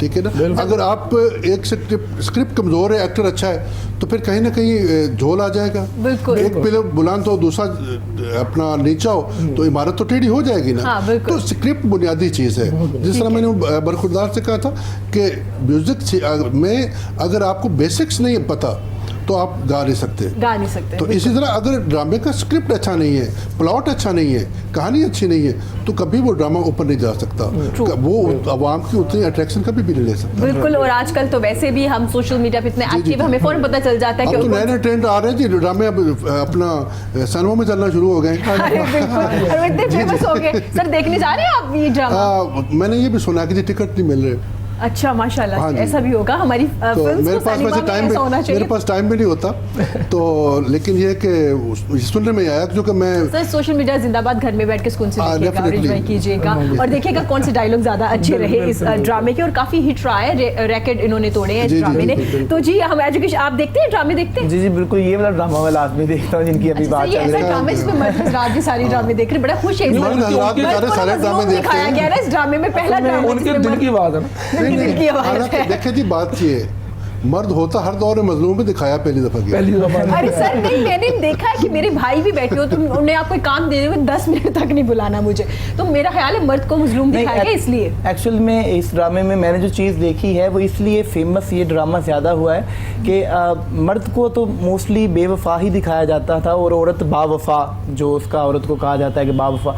लेकिन इस ड्रामे में जब औरत को बेवफा दिखाया गया है तो इस ड्रामे ने फिर हाइप पकड़ लिया कि वाकई लोगों ने दिलचस्पी ली है कि क्या है इस ड्रामे में, और बहुत ज़्यादा दिलचस्पी। लेकिन ये कि मुझे लगता है, मुझे अंदाज़ा तो नहीं है कि आखिरी सेकंड लास्ट जो है ना एपिसोड में वो बेवफाई वो अपनी बराबर कर देगी जो कहानी जिस तरफ जा रही है। कहानी सुना दी वापस करने, क्योंकि सर बता रहे हैं आप बताएं कि माफी मिलनी चाहिए उसको कि नहीं, आपका क्या? माफी देखें ना जी, मेरे ख्याल है हम उस ड्रामे पर बात करना शुरू कर दी हमने जी, बिल्कुल। तो पता नहीं इस चैनल की पॉलिसी है भी कि नहीं, लेकिन माफी के साथ लोग एक बहुत सारी चीज भूल रहे हैं कि उसको माफी किस सेंस में मिलेगी। Exactly. अरे ट्रू। और इससे पहले कि सर एंड भी बता दें कि इस ड्रामे का एंड क्या होगा, मैं बिल्कुल बात को चेंज करूंगी। मैं इसमें एक चीज छोटी सी ऐड करूंगा कि वो जो कहा ना बेवफाई की माफी, इन्ना शिरका लिजुल्म नज़ीम, अल्लाह ने कह दिया शिरक सबसे बड़ा जुल्म है, तो आप ना मोहब्बत में शिरक कर सकते हैं ना किसी चीज में। अरे सब बैठे, मैंने जैसे बात शुरू की है ना, सब मर्द हज़रात अपनी राय देना शुरू कर दिए। मैं बिल्कुल टॉपिक चेंज करूंगी, हम बिल्कुल इस तरफ नहीं आएंगे। तो आपसे पूछेंगे एजुकेशन सिस्टम में अगर आपको अलाउ किया जाए कि आप क्या चेंजिंग लाना चाहेंगे, आपके ख्याल में सबसे पहले क्या चेंज करना चाहिए? सबसे पहले जी सिलेबस जो कोर्स है वो लाजमी तौर पे चेंज करना चाहिए। बच्चों का मोंटेसरी का सिलेबस शॉर्ट करना चाहिए।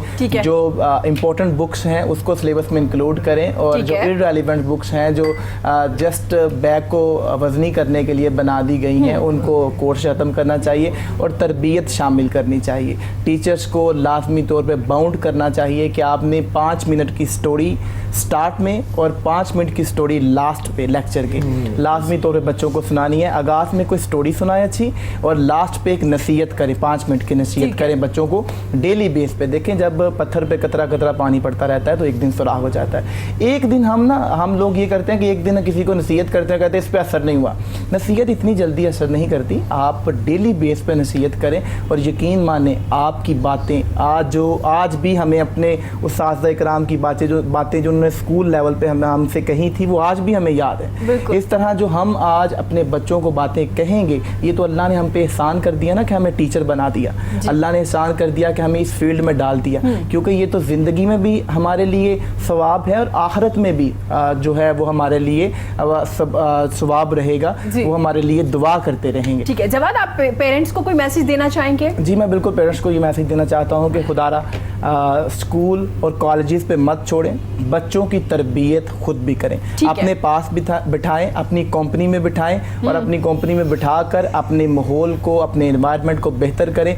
बेटियों को फ्रीडम दें कि वो आपसे बातें डिस्कस कर सकें, बेटों को फ्रीडम दें कि वो भी आपसे अपनी सारी रूटीन शेयर कर सकें, ताकि आपके बच्चों का मुस्तकबिल समझ सकें। हाँ, फ्रीडम दें कि वो आपसे बातें भी डिस्कस कर सके। अगर आपके पेरेंट्स आपके लिए कुछ डिसाइड करें तो उन्हें एक्सेप्ट भी कर लीजिए, उन्हें ये भी सोचिए कि वो आपके लिए बेहतर जा रहे हैं। हाँ, अपनी राय जरूर दीजिए, साथ साथ बताइए भी जरूर, ये भी बड़ी अच्छी बात की। और निसाब की ट्रेनिंग एक परफेक्ट एक पॉइंट है जिसपे हम 70 साल से बात कर रहे हैं, लेकिन इस पे कोई अमल नहीं हो सका। अल्लाह करे इस पे भी हो जाए। फराज क्या कहना चाहेंगे आप? मैं बस ये कहूँगा कि never lose hope, hope is a scope. अगर आपके अंदर उम्मीद है ना तो वो स्कोप है। और अगर आप एक जगह नाकाम हो गए इसका ये मतलब नहीं है आप दूसरी जगह भी नाकाम होंगे। वो एक शेर है ना, जहाँ में अहले ईमान सूरत खुर्शीद जीते हैं, इधर डूबे उधर निकले, उधर डूबे इधर निकले। तो बस कामयाबी है, आपने फोकस रहना है, नेक नियति बस। जबरदस्त। सर क्या कहना चाहेंगे? आपने 2 मैसेज देने, एक एजुकेशन सिस्टम को देना और आपने एक क्रिकेट को देना है।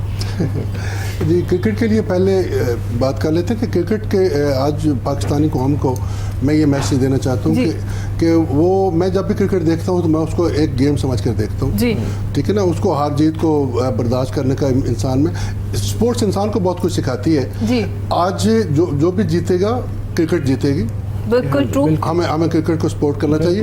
और इस चैनल के थ्रू मैं सब दोस्तों से कहूँगा कि ग्राउंड में जाकर मैच देखने जाए। ये पाकिस्तान की इज्जत का सवाल भी है और ये बहुत ज़रूरी है। ये बहुत ज़रूरी भी है को मोटिवेट करेंगे। अगर ये सीरीज हम कामयाबी से हम किनार करवा देते हैं तो फिर आगे दूसरी टीमें भी हमारे पास आएंगी इंशाल्लाह जी। बड़े इवेंट्स होंगे और हमारा एक बहुत बड़ा इवेंट होने जा रहा है PSL, तो उसके लिए भी हम दुआ गो हैं। और जहाँ तक एजुकेशन की आपने बात की तो उसमें मैं यही कहूँगा कि हम बतौर वालिदैन सबसे पहले हमारा फ़र्ज़ है और हम घर का माहौल ऐसा रखें कि बच्चे हमारे साथ इंटरेक्ट करें। हम बच्चों के साथ इकट्ठे बैठ के खाना खाएं, हम बच्चों को टाइम दें, हम अपने कारोबारी औकात में से इतना टाइम निकाल के आएँ कि आप अपनी फैमिली के साथ बैठकर माँ बाप दोनों बच्चों के, और माँ और बाप को बच्चों की एक्टिविटीज़ का पता होना चाहिए। बिल्कुल कि मेरा बच्चा किस वक्त क्या करता है, मेरा बच्चा जब होमवर्क करता है तो क्या वो कर रहा होता है। बिल्कुल ठीक है, मेरे बच्चे को जो होमवर्क मिला है क्या वो उसमें किस हद तक वो इंटरेस्ट, वो होमवर्क के दौरान भी कहीं मोबाइल तो नहीं देख रहा। ठीक है। और दूसरी बात ये है कि असातिज़ा की तरफ अगर मैं जाता हूँ, मैं खुद भी उस्ताद हूँ, तो बच्चों को होमवर्क और इन चीज़ों के वजन से निकाल करना, जिस तरह भाई ने कहा, उनको क्रिएटिविटी की तरफ लेके आना। बिल्कुल बिल्कुल। अगर बच्चों में क्रिएटिविटी नहीं होगी तो फिर मक्खी पे मक्खी मारने से कुछ फायदा नहीं होगा। बच्चों को क्रिएटिव बनाना चाहिए। बिल्कुल सर, बहुत शुक्रिया आपका, आपने अपना कीमती वक्त दिया, अपना एक्सपीरियंस हमारे साथ शेयर किया। फराज आपका बहुत शुक्रिया, बेस्ट ऑफ लक जो आप काम कर रहे हैं और मजीद जो आपके नए प्रोजेक्ट्स आ रहे हैं उनके लिए भी आप बेस्ट ऑफ लक, अल्लाह ताला आपको कामयाबी दे। जनाब आपका बहुत शुक्रिया, आप जितना अच्छा काम करें मजीद अच्छा काम करें, जो आप चेंजिंग लाना चाह रहे हैं वो अपने स्कूल से स्टार्ट कीजिए ताकि ये चेंज आगे आता जाए। और आपका बहुत शुक्रिया, बेस्ट ऑफ लक जो आप काम करें और मजीद जो आपके नए गाने आने वाले हैं। प्रोग्राम के इख्तिताम पे हम आपसे गाना भी सुनेंगे। इसी के साथ हमें इजाजत दीजिए, खुश रहिए और हमेशा मुस्कुराते रहिए और क्रिकेट मैच जरूर देखने जाइए और सपोर्ट कीजिए अपनी टीम को, पाकिस्तान को। अल्लाह हाफिज।